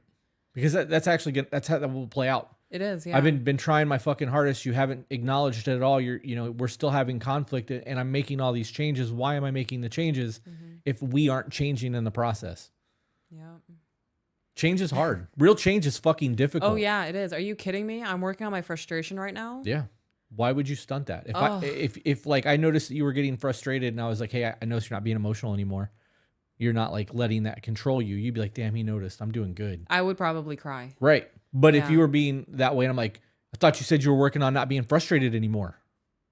I would probably cry. But in a different way. Yes, I would. That would devastate me a little bit. Yep. Zeke said, a potato flew around my room. I don't. Yeah. So somebody taped a potato to a fan, and the potato started flying. He was like, a potato flew around, and something else. No.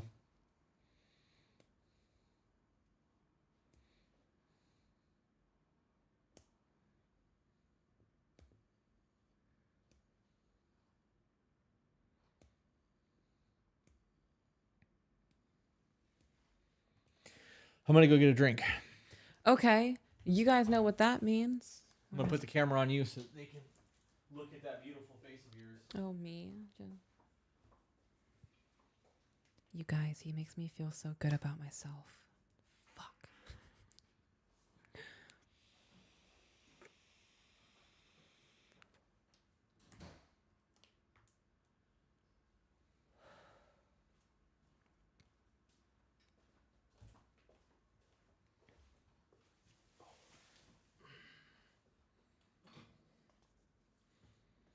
She said, I worry it's too late, a little too late, and that I'm struggling to appreciate the work when it's 2 years late.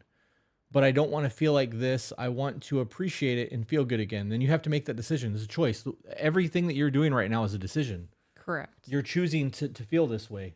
Maybe subconsciously you believe this is just an act and that there's not actually going to be change. Has he let you down before? Right. Or has this person let you down before? Yep.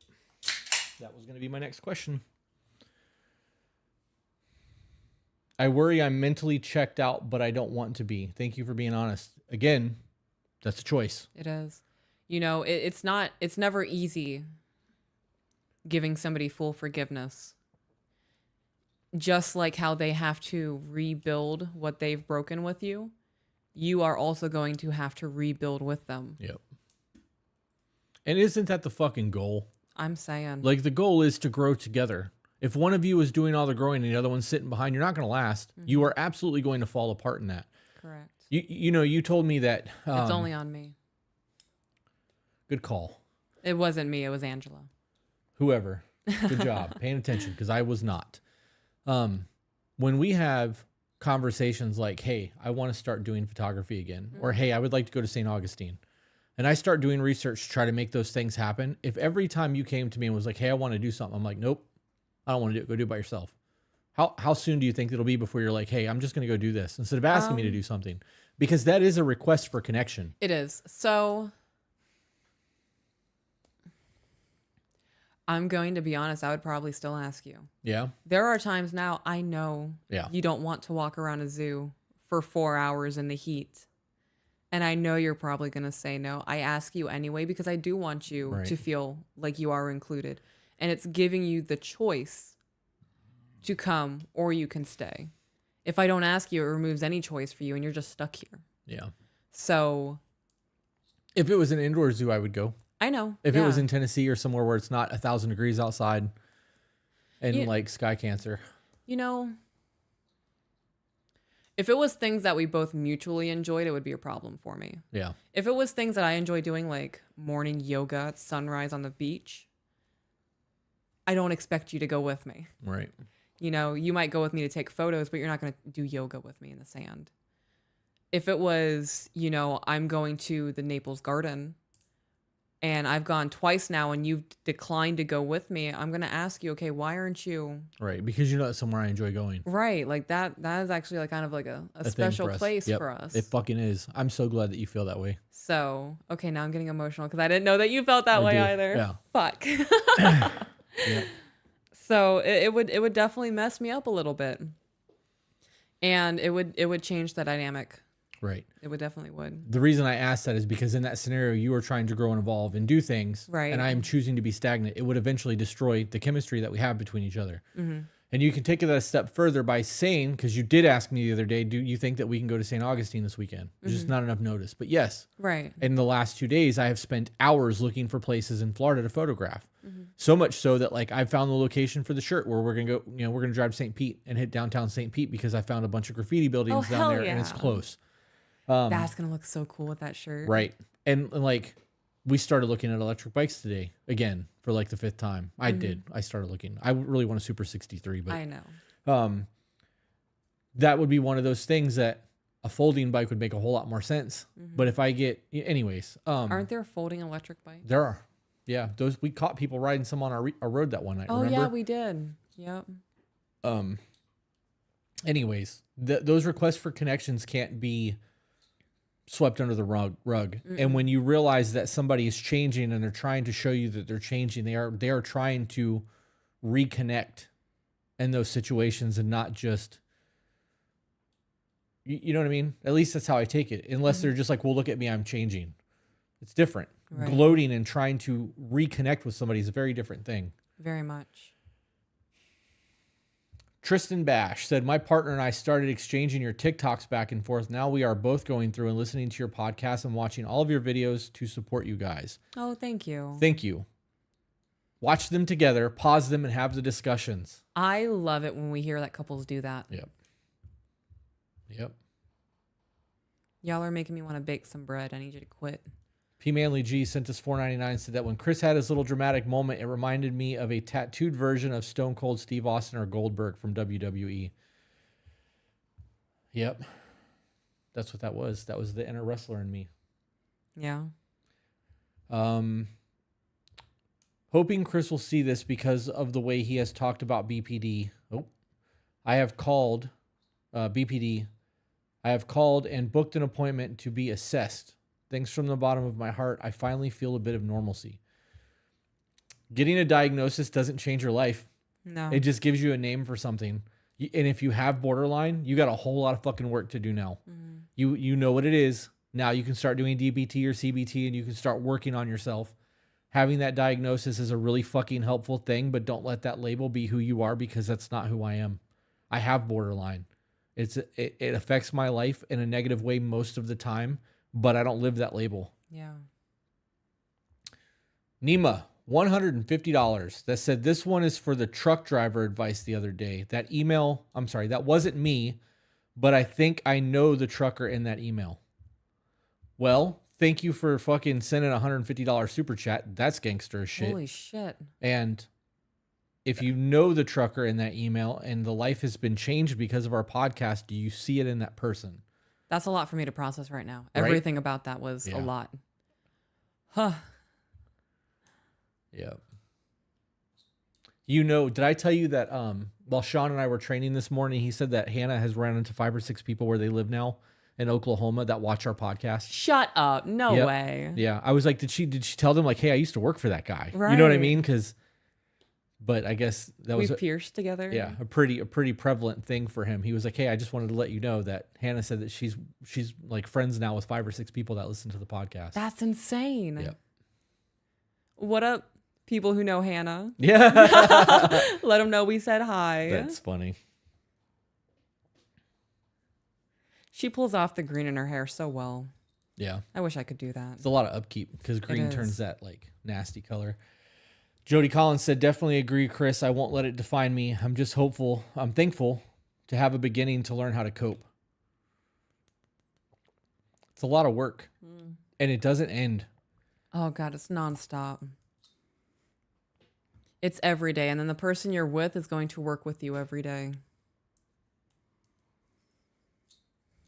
Tristan Bash said, yes, we have been listening to the podcast separately for the most part, unless we are in the car together, but we are watching YouTube together and we do pause the video and answer the questions. The dialogue that happens when you guys do that is going to, if you ever find yourself in a similar situation, because you're having the conversation when you are not in conflict, you are already going to know your partner's stance on it because you had that conversation when it wasn't the two of you in a heated discussion. It's going to change the way that you handle those situations. Mm-hmm. It just is. It is.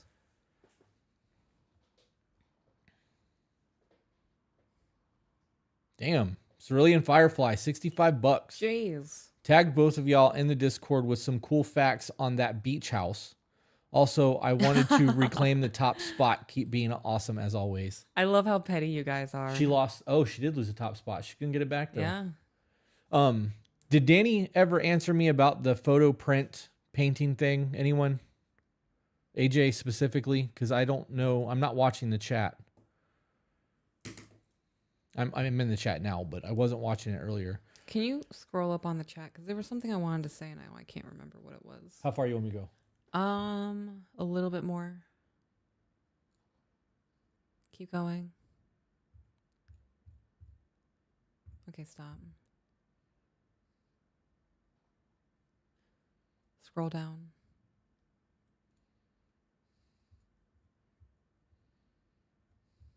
Damn it, it's gone.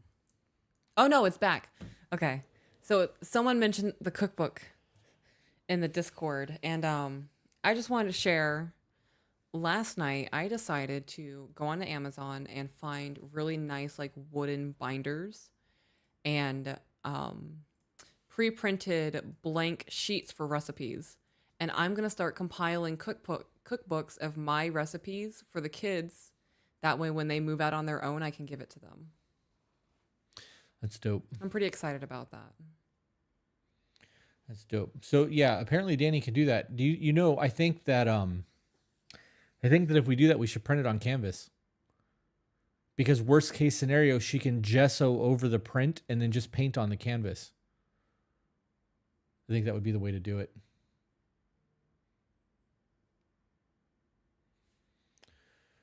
How long have we been on here? About an hour and a half. Oh, we have somebody in the chat from Serbia. Wow.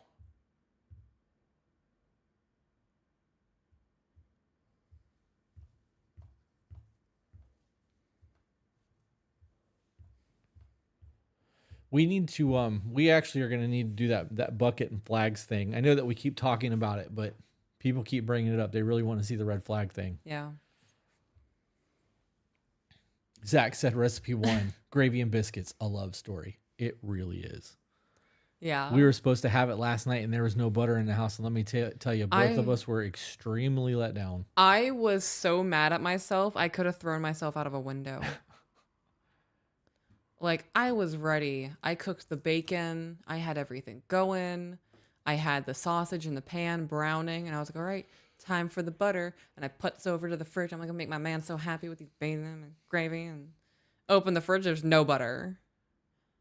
And I was like, and I'm searching. And I'm like, fucking. And I was like, you dumb bitch.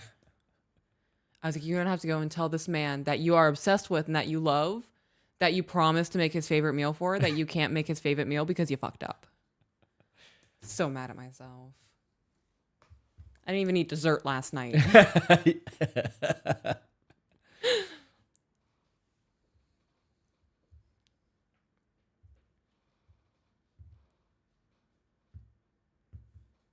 Someone just said red flag should be there Saturday. Does somebody just ship us red flags? I don't know.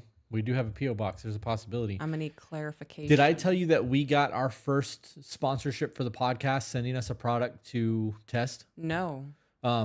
They confirmed. They sent the email yesterday, and I responded, and they confirmed this morning while I was in the gym. I don't want to say what it is, but they're sending us a product to test. Okay. And if we like it, they want us to review it. Okay. So I'm pretty excited about that. I gotta say, I love that I can crack up Jen A. She is also part of my target audience now. Yeah? Yeah. You're no longer just doing it for you, huh? I mean, you're part of the target audience. Target audience. It is always for me. There are a few people that if I don't make you laugh and be like, was it the delivery? Was it it's the way I said it? Was it my facial expression? Was it my breath? Ann Larson said, I miss having conversations like this with my man. We would stay up all night just talking for 8 hours straight about everything. I don't think I could ever love another. Oh. It sounds like a lost love. That does sound like a lost one. Good morning from Australia. I can't thank you enough for all the advice you've given over your podcast. The communication advice has really helped with my relationship. Hey, for you guys who are in Australia, how do you guys feel about Americans over there? Like, if we wanted to come over there and visit, would we be hated on for being Americans? Because I know that we're pretty much disliked everywhere.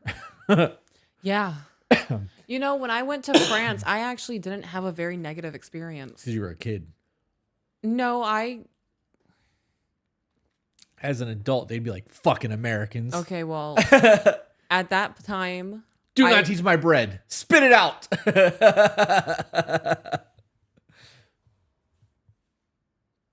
He said it wasn't delivery. It was DiGiorno. Oh, did you see that, Angela, with the quotation, tell me I'm funny? Mm-hmm. Because of your... Yeah. Because I'm hilarious.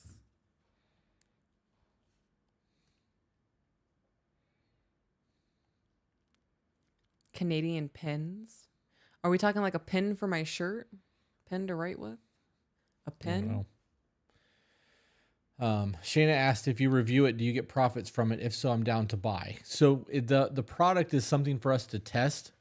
And if we want to then take on the sponsorship ad, we will get paid per download on our actual streaming service for the podcast. And it's done off of every 60,000 podcast downloads. We get it's CPM. Anyways, we won't be selling the product. We'll be testing it. And then if we like it, we'll actually promote it on the podcast. Mm-hmm. We'll end up having to do a live read where we read an email or MP3 thing for them, and then they just bake it into the stream for us. Yeah. Yeah. I'm excited about that. And I actually think that I'm going to like the product because it's nutrition based and it's something that I lack. So. Okay. Is this something that you're trying or we are trying. Okay. We.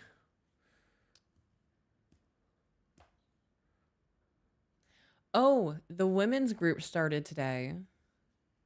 Yeah. I'm excited about that. That's it? I mean, just seemed very unenthusiastic. No, I'm waiting on you to tell me some more. I'm pretty excited about it. We're going to start it on Monday. Today's the 1st, and I think it's weird to start a week on a Thursday. Yeah. So we are doing our first live chat Sunday. Go over any questions, concerns, just a basic rundown, and touch on whatever needs to be touched on. We're going to start Monday giving out weekly goals, and there are a couple of women, and they're like, oh boy, you are making me face myself. And I am ready for this. I'm very curious to see how many people fall off. Yeah. Yeah, because I've already had 2. Right. Yesterday, last minute, I had to bring in 2 more women. Right. I meant in terms of like actually doing the work though. Oh. Because we have people paying to be in the men's group and they aren't doing the work. And like the time constraints and like we even started doing live calls weekly just to make sure people were doing shit. And I'm not renewing. Like once this month is up, I'm done with that. Mm-hmm. There's just not enough people staying consistent with what they were doing for me to feel like I'm not taking advantage of their dollar. Yeah. So.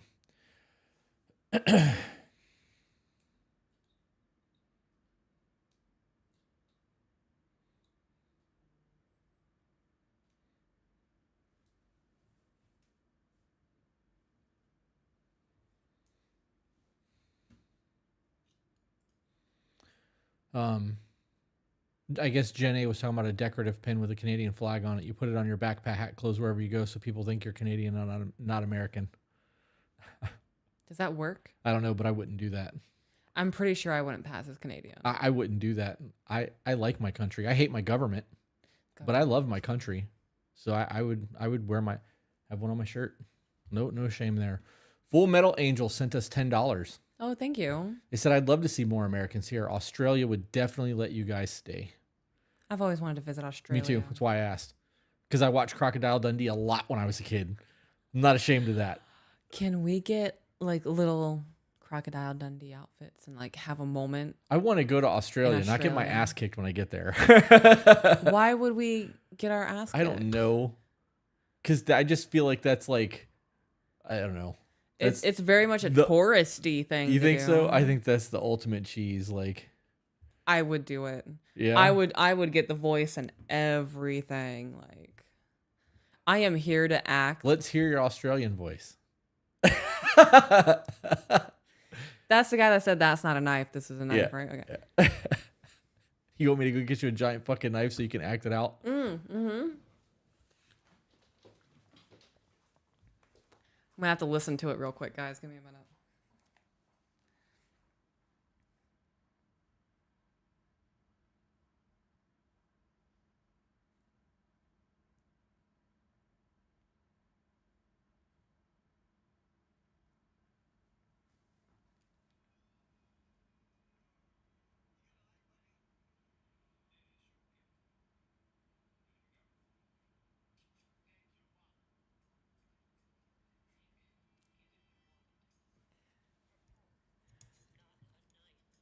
This is like so cheesy 80s movies.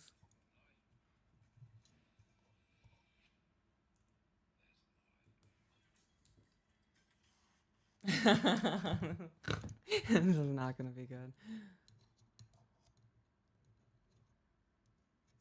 Your guys' eyes kind of sound like O's, right? Noif.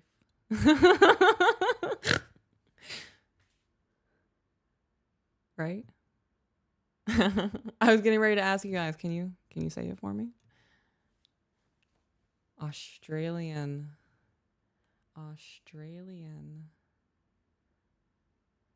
accent. Oh wow, it comes up #1 on YouTube. That's fantastic for me.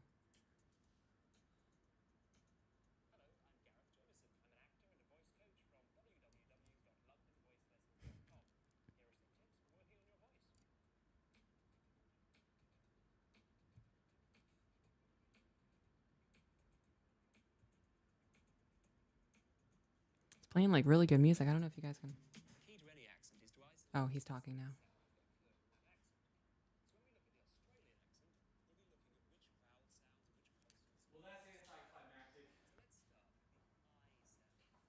I was trying to find my really big zombie tools knife because I have a knife that's like this big. And I can't find it. No? Nope. And getting an Essie knife or one of those other knives just seems kind of pointless to do so. Well, I was right. Their eyes kind of sounds like O's. Yeah? So he just said it's pronounced like O is like oil. Right.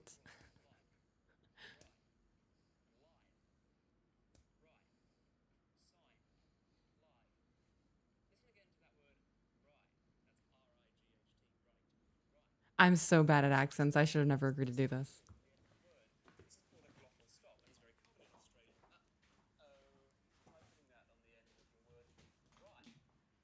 Right. Right. Right.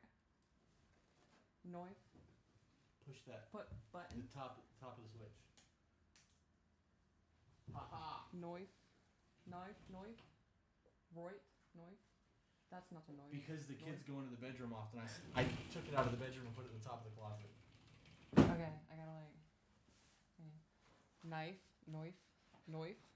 Can you do an Australian accent? No, I don't accent. I don't even accent for D&D, and that shit's made up. So that's not a knife. This is a knife.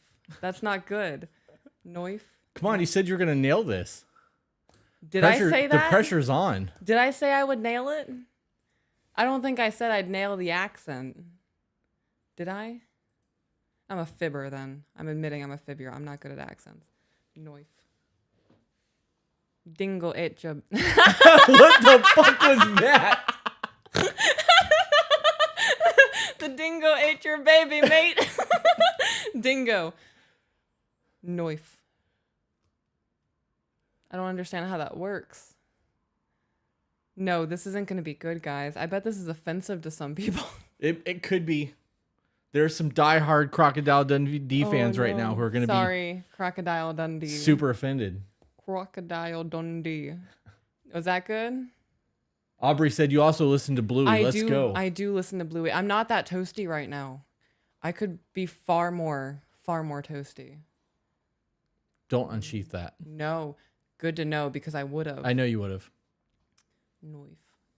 That's not a noif. Okay. Okay, ready? Yep. I'm upset that I can't unsheath it. I mean, you can. I guess it's not a firearm. Okay. Well, I'm just gonna. Just be careful because it's sharp. I want you to like threaten me. No. No? Okay. I just have to get into the scene. Oh, that's not a knife. This is a knife. Did I nail it? No. No. Nope, because he wasn't threatening about it at all. He had a big old shit. Have you never watched Crocodile Dundee? I have not, no. Oh. I thought the point of acting is putting your spin on it. No, not when you're making, like, when you're pretending to be somebody you're not. Oh, I didn't say I was pretending to be Crocodile Dundee. No, you're just trying to mimic the I was just speech. trying to get the accent. Yeah. Gotcha. If I was going to do Crocodile Dundee, I need the outfit. I don't have that. All right, super chats. Would you like to explain the women's group? Because somebody sent a $22 super chat asking how they can get into the women's group, please. So the women's group is a part of the Discord. It is not something I will be doing publicly right now. To get into the Discord, you would have to go to Patreon. It is a $15 tier. You'd have to enter the Discord into the Patreon, and it would get you into that place. So there is a public women's group that is available to everybody. I'm not really active in that group. It's more of just a community for women, separate from the main Discord chat. Then there is the paid women's group. Currently, the first month is free just because I'm kind of dipping your toes in the water. Figuring things out is going to be kind of a wreck. That is something that is 10 women at a time currently. And I am booked until October. So I'm really glad that you didn't prepayment, like take prepayment. Oh, me too. Because I think that you're going to get overwhelmed. And I think that I think that the excitement that I had is the excitement that you currently have. And that's going to just go away. And that's me being polite. So I disagree with your whole assessment of that. Okay, good. Cool. I am very organized. I have the 4 weeks planned out. I know what's going to happen. I'm not overwhelmed by it. Now, my concern is that I'm not going to be able to dedicate myself to the time it takes to, I guess, give them the experience that I'm wanting to give them. And that's kind of my hang up on it. Right. That's part of my issue as well. Yeah. The other issue has nothing to do with your organization or your time. It's the other people. Yeah. When I had this, when I was doing personal training, this was one of the like hang-ups that I had as a personal trainer, is that you put your time and effort into people who are not willing to put the time and effort into themselves. And it's almost like a slap in the face because you're trying to do something for someone or guide them, and they're just not willing to be guided. Right. And it's frustrating. So definitely.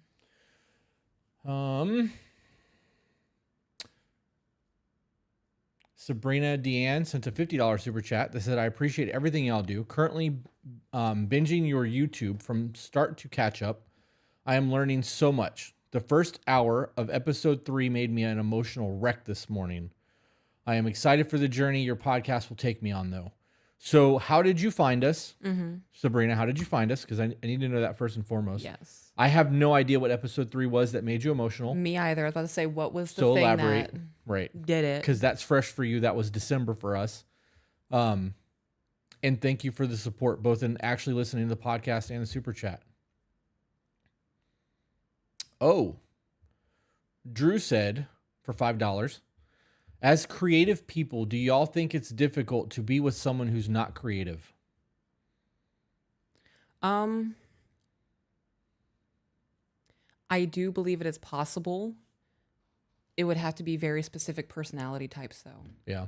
If you were somebody whose love language is quality time, and part of that quality time is you guys painting together or going and doing photography, doing something artsy and creative, I can see that being an issue. Right. You think that, well, I mean, I guess that would be part of the courting phase, though, because if that's not something both of you do together in terms of dating, you would have to find things that you enjoy doing together. Mm-hmm. You know what I mean? And that's how that quality time would sit there. I got to be honest. I honestly believe that it would be harder for the non-creative than the creative because there would be a jealousy there. Yeah. You know how many people would be like, I wish I could draw. I wish I could do that. I wish I could paint. Oh, I hear it constantly. Right. Yeah. Everyone can. Mm-hmm. You just have to learn. Yeah. Nobody's just good at it. Right. There are some people who are just have that natural ability where they don't have to start at the level some people have to, but nobody just off the bat is fantastic at realism. Yeah. Nobody is fantastic at just taking photos. It's not. Hard work beats talent. Yes. Don't care what it is. You can get somebody and teach them all the technical aspects of something, and if they beat that craft over and over and over again, eventually they're going to be better than somebody who just has a natural talent at it that doesn't do the work. Mm-hmm. Baked Danny for $1.99 with her little garlic bread emoji or I love that. avatar. Garlic bread's so good. Peaches Comedy Jam. Peach's Comedy Jam. You know, I follow this dude on TikTok. I can't remember his name. He's a really funny dude. And he has like 13 million followers and he just does comedy. And all of his videos have like 4 million likes. And everyone's like, dude, you're so funny. You make my day. I would love to be at that point. You're getting there, babe. To be able to like be up on stage and like do a comedy routine. That'd be crazy. So you're saying that if we get to the point where we have 1 million subs, you want to try to rent out a little hall and do a comedy show one night? Could you imagine? I mean, it could be done. It could be done That would now. be fantastic. Jill Pill said, us on the women's group, ... We respectfully disagree. Respectfully disagree with what? I don't know. That's just what AJ put it in there, so I said it. I need to know what you're disagreeing with. Yep. Shayna said for $4.99, found you guys on TikTok. Your channel has impacted many. Thank you. Now, got to go do check-ins with my fiance and rewatch this podcast later. That's what I'm talking about. Yeah. Love that. Hell yeah. Brooklyn said for $5, how can we get on the backlog if you decide to continue it long term? So for the women's group, my plan is if I continue after the first 2 months, I'm going to do that second group. That second group is going to carry me into October. From there, I would say probably 2 weeks prior to that women's group ending, I'm going to do a post within the Discord of where to go, where to do the payment, and there's going to be limited slots. So once those slots are filled, it's first come, first serve. You're going to have to wait until the next round. I would tag everybody in the Discord, so sorry to the almost 800 people in the Discord. I do want everybody to have that fair chance of, I didn't see it, so I didn't know about it. Like, everybody's going to know that this is what's going on. You got to hurry up. Do you think you'll ever open it up to more than 10 people at a time? It depends on how well this goes. I think 20 might be my max, but I don't know how 10's going to go. I think that if the men's group would have stayed consistent and the people that were in there, like, because we had somebody drop off right away. Mm-hmm. That was like they paid and left? Yeah, that was a weird thing. But that had nothing to do with the men's group. That had to do with their own personal life. And I understand that. Mm-hmm. But I don't know. You know, originally we were going to do live calls once a month. And we ended up doing them weekly instead. And there are people that are doing the work. One of the guys is down like 30 fucking pounds. I've created a bond with most of the people that are in there, but it's not, I don't know. I guess I think I just expected more than what it is. I don't know. I don't know. It really could just be a me thing. Yeah. Zach said, I firmly believe everyone has something they are uniquely good at. They may not be traditionally creative, artistic, but you may not understand their excitement about mathematics or programming. Mm-hmm. That's fucking real as shit. That is real. Sabrina Hubbard for $4.99 said, if you guys ever end up going to Webb's Antique Mall, I forgot to mention that they sell local made honey. I figured Peaches would love that for bread. We actually buy honey from a guy locally too that I sponsored his professional boxing daughter's first fight. Yes. I want to do that, Webb's Antique Mall, but I want to just drive up, hit the thing, and drive back. So like maybe we pick a day where we get up stupid fucking early because it's like 5 hours from us. Mm-hmm. Drive up, spend an hour or two looking around buying shit, and just drive home. Would you be okay with that? I mean, it's a long drive. That sounds absolutely terrible. Yeah. You don't want to spend 10 hours in the car with your old man? It's not that I don't want to do it with you. My body's old. So you're saying we have to drive up, spend the night, drive back? I don't know. I'd have to think about that. Okay. Z Barker 15 for $10 said, as a single man looking for a partner, what advice can you both give to someone who has been struggling to find someone who understands communication is the key, but they don't communicate? You asking us how to find a partner that does specific things is like asking me to explain physics. Right. I don't know you. I don't know your life. I don't know the way you communicate with people. I don't know how you're trying to find people. I don't know your social circles. I don't know your watering holes. Like, that's such a hard thing. We broke this down on an episode the other day that may not have gone live yet. But when you're like, for us, we realized how fucking rare what we have is in terms of like the way that we found each other. Oh God, yeah. Because to be in your 20s, looking for a traditional value relationship is already going to put you at a disadvantage. Finding somebody that can financially support you if you're a woman in your 20s that's going to be going into a traditional relationship is really fucking hard. Finding somebody that you're going to have good communication with on top of those other two things then narrows that down even further. Now you add in the attraction factor, the ability to make your partner laugh. That goes down even further. Like, you start narrowing that shit down. That means your selection of people that you're going to start dating gets way fucking small, and then you have to weed through them and not fucking settle. Why are you smirking? How at the me? fuck did we do this? Like, why? How are we here? Luck. When you think about it, Actually, that's a bullshit answer, but it's absolutely insane when you think about it. The fact that we have what we have at the time that we have it, and we're doing all of this with what we have. It's just, I don't think it is insane at all. I don't. Do you know why? Do you know where this is going? What are you doing? Huh? What are you doing? I'm fucking with my microphone again, and I'm catching myself right now in this moment touching it. So I'm telling myself, stop fucking touching it. I think what we have statistically, mathematically doesn't add up, but there are much greater powers at play in everything that's going on in our lives. Right. And that's really all there is to that. So. Holy shit. Zach said he was down 35 pounds after 1 week. I was unaware of that. When I mentioned that 30-pound weight loss, I was talking about Steven. So holy shit. Destiny for $1.99 said hydration check. I'm just going to chug the rest of this water. Yeah, just to prove a point. Brooklyn said, think Chris should try again on the men's group. If someone pays and then drops off or refuses to do the work, that's their wasted money. But the men who stick with it, I know, appreciate the direction.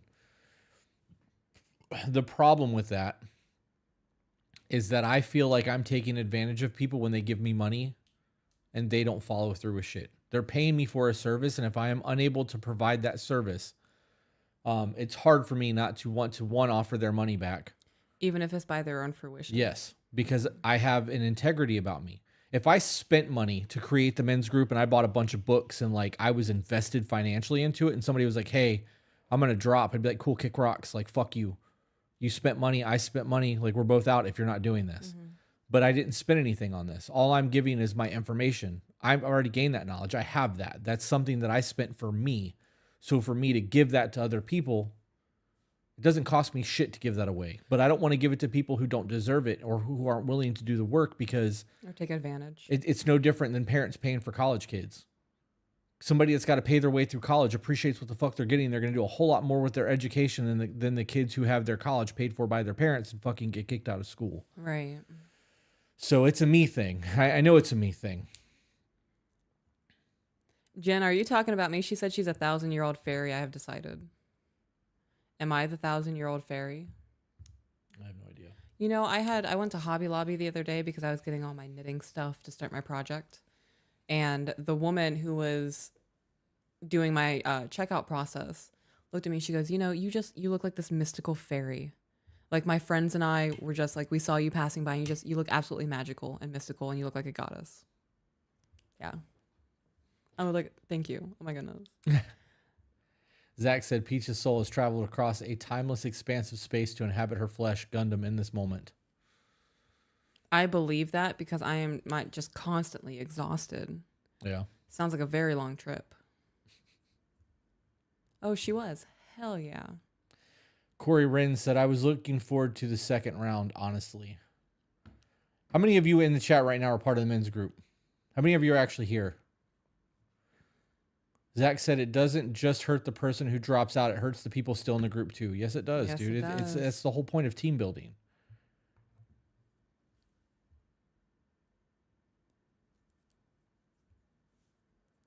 What you have is still valuable. It cost you life experiences. What you've learned, you've suffered to learn, and has value. I understand the integrity behind it, though. So Death's Clan is in here. Zach is in here. AJ's in here. Mm-hmm. I know that there are currently people in here that's part of the men's group.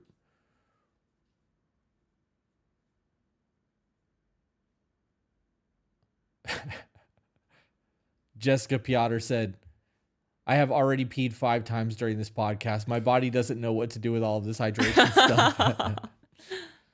I asked about the men's group thing because I want to make sure that, because those, like he said, people quitting affect the whole of the group. It's not just me that it's affecting.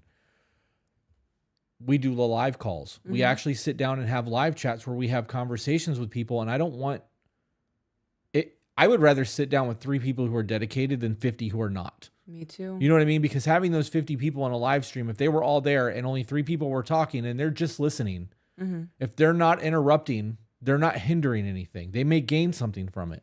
But if there's only 3 people in there that are truly fucking dedicated, eventually I'm just going to reach out to those 3 people and be like, all right, guys, live call. Yeah. We'll record it. The other 50 can just listen to this later. There's no reason for them to be in there. Right. I'm one of those people that are very much get on board, move with me, or get the fuck out of my way. Like, you're not going to be an obstruction in my life.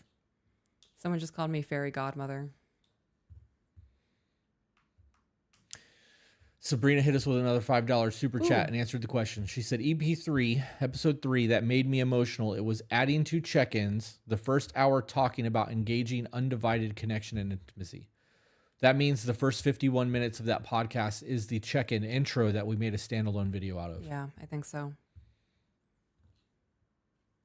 Z Barker 15 said, for $10, sorry, I'm new to you guys. Just found you recently and taking what you're saying and working on myself to be better after a divorce. Just don't want the desperation mindset to settle in. We'll review vids. Bro, you don't have to apologize. I know that I come across as kind of stern, but I don't know how to sugarcoat things sometimes. And like the fact that you're divorced, you know what, and this is speculation, you know what you're not willing to accept in a marriage moving forward. You know, hopefully. You're right. Hopefully, you know your shortcomings. You know your fucking, where you fucked up. Hopefully, you know where you fucked up. You should. Like if you're trying to start dating and you haven't done the dirty work and figuring out where you dropped the ball and what you need to work on to be a better husband for your future wife, that's where you start. Let me tell you, I did a lot of dirty work on myself. I went through a lot. So did you. And if we would have met and we wouldn't have done that work, we would not have meshed. No. The intimacy we have, the relationship, the communication, everything that we've built upon, that foundation came from both of us doing that work ahead of time. And when we did, God was like, all right, bro, I got you. You did the work. Check out this amazing woman that I'm about to put into your life. And he did. And it was at the fucking time that I needed you most. It's just all there is to that. But if I wasn't who I am and I met you way earlier and I was the previous version of me, it wouldn't have fucking mattered. You know what I mean? Like, or if it was you, it wouldn't have mattered. We wouldn't have meshed. Don't be desperate. A relationship will come when you're ready for it. Oh yeah. Don't go seeking out something right now. Yeah. You also said that your dirty work lasted for about a year where you lived alone and like you learned a lot about yourself during that process. I really did. Yeah. Taking that time is a good thing. Ann Larson. Oh, go ahead. Oh, sorry. Go ahead. No, it's a paid super chat. Yeah. Ann Larson said for $20, thank you for all that you do. You are making the world a better place. What a fucking statement that is. I'm fucking trying, man. Really trying. What were you going to say about that previous one? Zach said Peaches gives Robin Williams as the genie energy. And I feel massively complimented by that. Yeah, that's a pretty good one. Robin Williams was the man. Right. Did you ever watch What Dreams May Come? No. You want to talk about a horrible Robin Williams movie that will absolutely make you cry? Oh, Dreams May Come. I think you've told me about this. His wife goes crazy and kills herself. No, you have not told me about And this. he dies, ends up going to heaven, Okay. meets his son, who's reincarnated as Cuba Gooding Jr., meets his daughter later in the show, Okay. ends up making a deal and going to hell to try to pull his wife out of hell to bring her to heaven because she doesn't deserve to be there because she was mentally ill. Right. You want to talk? That's my number 2 tearjerker movie. That movie makes me cry every fucking time I watch it, no matter what. Mr. Holland's Opus. I don't know what it is about that movie, but I sobbed like a fucking baby the whole way through it. And What Dreams May Come. Those are my 2 go-to. Will make me cry every time, no matter what. It doesn't matter how many times I've seen them. I will cry. I wish I had that. What? These movies make me cry. Anything else? Top Gun makes me cry. It did. That Penguin movie, the Happy Feet movie, makes me cry. Yeah? Happy Feet does? Yes. I really wish you wouldn't have brought that up. I finally got that song out of my head, and now it's right back in there.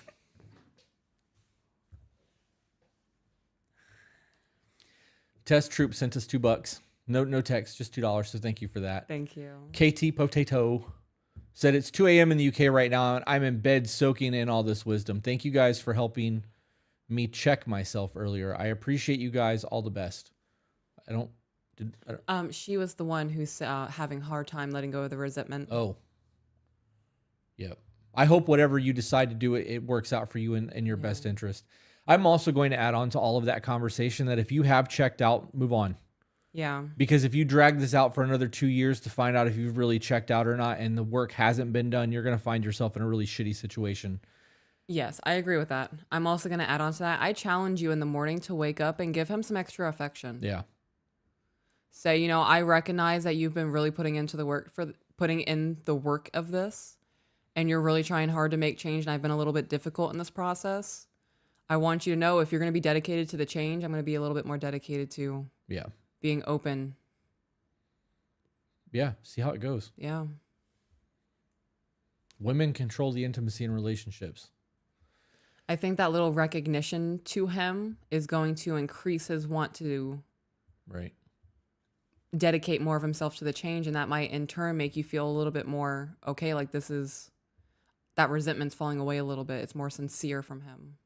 I'm also a big believer that people can fall in and out of love. Mm-hmm. So if you have, like I said, if you've emotionally checked out, like she said, and you're just not there anymore, doesn't mean that you can't regain that.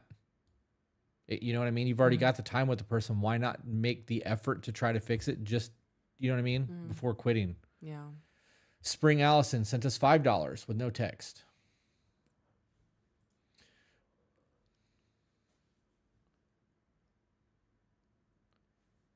Damn, there's another super.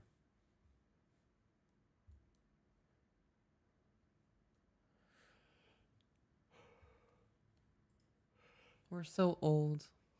Why is that? We're over here yawning. Yeah. Are we going to watch the Mario Brothers movie again tonight? You still want to do that? It's 9:00. Kind of. Yes, I do. That's funny. Paige Witt for $20 said, you guys have helped me so much in the last week. I hurt my husband, and it's been crazy the amount of things. I have realized that I was the one playing victim. I was the one not listening to his needs. That's a lot of accountability. Yep. Zach said the scene in Good Will Hunting where Robin Williams is talking to Matt Damon about reading about life versus living life. Chef's kiss. Yeah, that's it. Doing the thing versus reading about it. I'm going to read this comment because she sent a super chat with no text. Says, Tess said, I am a new watcher and I love what you guys are doing. I am interested in joining the women's group eventually, but I am atheist. Would that be okay and work well with the program? So the women's group is not religious based. Nope. There are women who are religious within the group, And we do have a separate chat dedicated to faith. That is something that you can pop and observe if you want to. It's not. Yep. The only requirement for you to join the women's group is the drive to be a better person, actually want to get your shit together. Yeah. I had that question asked to me a couple times, and it got brought up in a live chat one night in the men's group. Our faith, full disclosure, we both believe that this podcast is being pushed. Correct. Spiritually. Like I would go as far as to say that I actually think that it could even be anointed. Like this is doing its thing, and it's doing it fucking fast. Really. And we are reaching people that otherwise would not be reached because of who we are. Mm-hmm. We're also not pushing the shit on people. Correct. People want to go that way and they want to talk to us about it. We will have those conversations with you, but we love you for who you are. Like that's all there is to that. So it doesn't matter if you're religious or you have a different religion or whatever it is that you choose to do. As long as you respect us and we respect you, that's all that matters. Yeah. And I don't want people to think that this is about, trying to convert people and do that shit, because that's not who we are. That's not what we have to do. I stand corrected. There are 2 requirements. You also have to be a woman. Oh yeah, that's true. Thank you for the reminder, AJ. Yep. Hello, Peaches and Chris. Just want to say that I enjoy you both, and I'm thankful that to have found you. You helped me tons. Drifty said, any advice on getting over a previous relationship? It's not that I'm still into this person. It's just hard for me to let go of the people I have opened up to. Thanks, y'all, for doing what you do. So here's a perspective shift for you. People come into your life when you need them, and leave your life when you no longer need them. Mm-hmm. So if you've gotten something, if you've learned something, if you shared time with somebody and it was dope and they've moved on and you guys aren't together anymore, it doesn't mean that you didn't have that time with them that was amazing. Accept it for what it is. You had a dope fucking time with them and you're not compatible anymore and things have moved on. Mm-hmm. There's no need to be resentful. There's no need to look at it in a negative light. Remember the good times and accept that things are just different now. It's perception. It is. Somebody said Mr. Holland's opus with a heart. That's one of those movies that I really want to sit down and watch with you, but like I ugly cry in that movie. I can't contain it. It's so fucking bad. Okay, if you ugly cry in that movie, You'll be focused on me breathe. Ugly crying. No, I'm not. I'm going to focus on whatever's happening in the movie.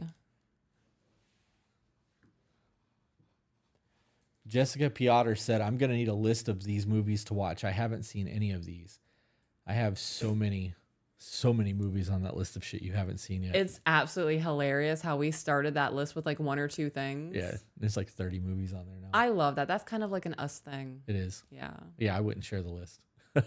I'll give advice like, hey, check this out if you want to cry, but like that list will never get posted. That's ours. I've actually been removing shit as we've been watching them too, so that the list is an ever-growing living organism in my phone. It is. It's like bacteria.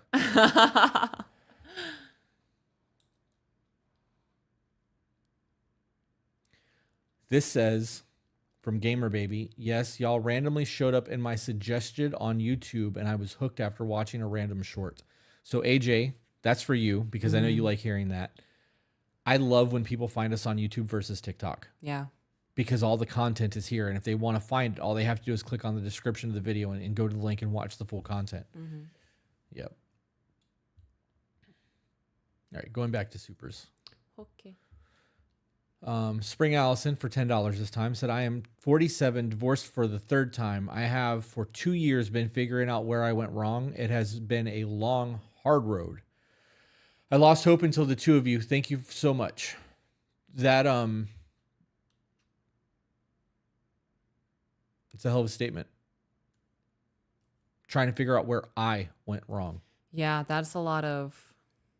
I can tell you that you're doing the work and you're being successful at it because you're not throwing shade. Right. I agree with that. I would also say, look not only at your actions in the past, look at who you've been choosing in the past. If there are common traits, multiple common traits that are not healthy between all 3 of those marriages. Mm-hmm. Yeah, because now you have a track record. I would change course for the future. Yep. Chelsea Prince, $4.99. Their avatar is actually a wedding photo. Y'all have really helped me. I am able to check myself and ask for what I need for my hubs. I realized he can't read my mind even a decade later. And he never will. No. We can read body language. We can tell when you're off, but your thoughts are private. We can't. Mm-hmm. Yep. I've been working really hard on telling you what I need. You gotten really good about being direct. You Yeah. still give me a little bit too much information at times, and you'll catch yourself and be like, you didn't need all that. I need eggs. Yeah. Yep. Sierra Webb just finished walking on eggshells, and it brought a lot of insight and made me feel really understood as a partner to someone with BPD tendencies. Thanks for the book list. I love you. I hate you. Don't leave. And Buddha and the Borderline. I gained the most personally as somebody with borderline from reading Buddha and the Borderline. But I think that would be beneficial to read if you are with somebody with borderline, because you will understand some of their outbursts a little differently. It'll give you a new perspective on that. Anybody have anything else they want to discuss? Super chats, get them in, because we are going to cut it out of here probably in the next 10 minutes.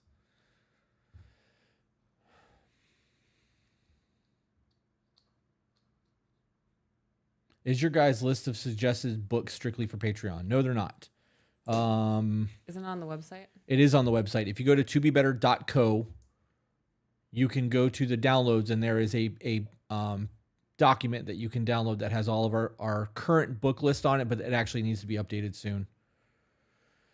I have a Japanese book that I'm pretty excited to read. I can't remember what it's called, but it is about, there's this town, little homestead in Japan where almost everybody's over 100 years old. Oh, wow. And they were asking them, like, how did all of you do this? Like, what were the keys to you getting to this age?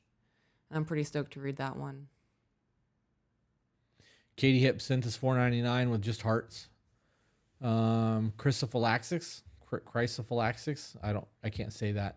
You both seem complimentary, respectful, open, and value communicating. That's it. That's how people grow and are content in relationships, but allow yourselves to be open to new ideas. I love it. Yeah.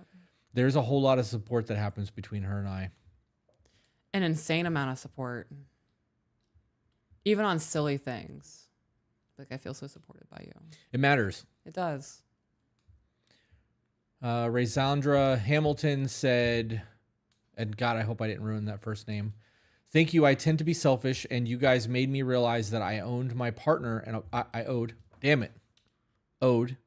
my partner an apology, and that I wasn't showing him how thankful I was for him. That gratitude shit goes a long fucking way, because that removes the ownership.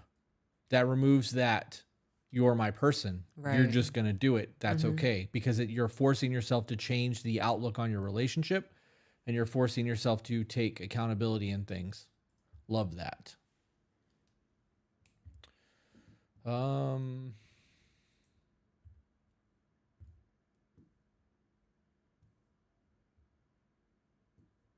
Just turned 43 and have been working on myself after a toxic relationship of 13 years.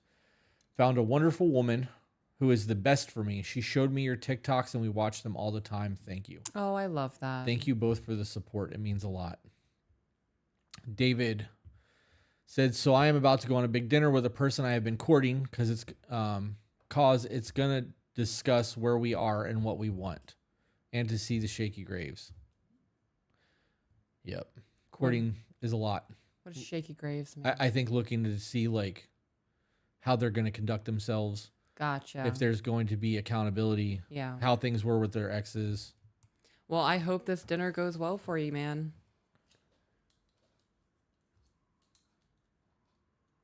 Brooklyn asked if the love languages was there. I'm assuming you mean the book for the love language. And yes, it should be on the list. I believe so. Yep.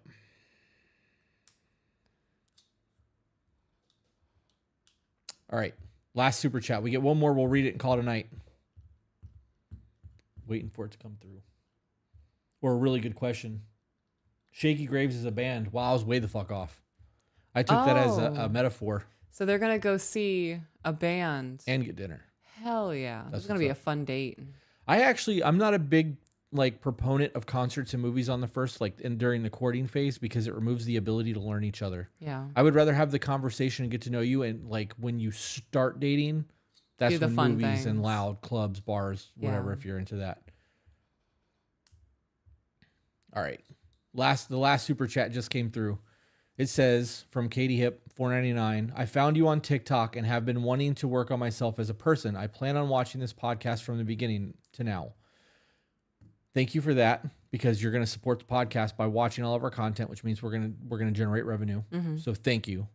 As you find things that trigger you or spark a thought in you, pause it, journal it. That goes a long fucking way, and send the shit to people. Yes. Best way you guys can support us is to send the shit. The more people that can see this, the better. Just downloaded the check-in list. Going to sit down to do a division of labor this weekend. That's Love dope. that. Got another super chat, so I'm going to read that. Hoon for $4.99 said, first off, okay, hold on a minute. That's impressive. Are you talking about the back? If that's your back, that's impressive as shit. Holy fuck. He said, first off, thank you. The Gentleman podcast helped me highlight my own shortcomings. Any advice on building financial responsibility as a 26-year-old? Read The Richest Man in Babylon. Start putting away 10% of everything that you make and don't touch it. Open a Roth IRA if they have that in wherever you're at. I don't know. I don't even know if you're an American. I probably should have asked that, but what? Are there tattoos on his back? It's muscle. That's muscle? That's muscle. At Shut least up. that looks like muscle to me. That looks like striations and like definition. Huh. Dude looks lean. If I were a dude, I'd be a bodybuilder. Yeah. Oh, yeah.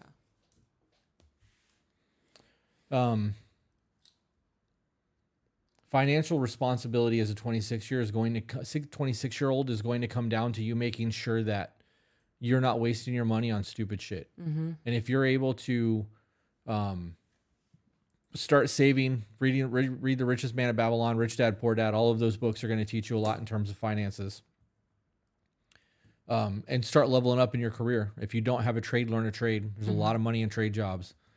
I think that's the future. Everybody that's getting, liberal art degrees and fucking graphic design and college degrees that doesn't have any real workload behind them, they're not going to be worth fuck all.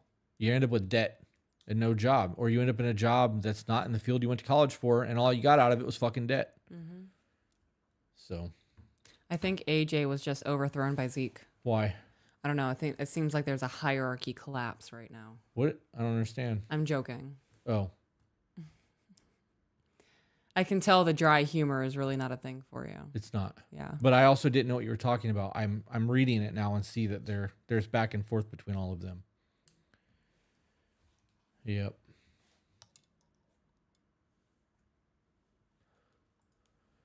Yeah. Yeah, dude's back is fucking ripped. AJ actually here. I'll move it over to the other screen. There's his back. Shut up. Yeah. Yep. Lean. That's pretty symmetrical too. Yep. We are both fans of bodybuilding. All right, guys. That being said, I think we're going to call it a night so we can watch TV and lay on the couch together and be happy. I can't wait to cuddle you. You're my little space heater. Hey, you know what I just thought about? What is that? We have those protein cookies, which means I get dessert tonight and cuddles. Yeah, Love that. you do. We'll see you guys on the next one. Bye, guys.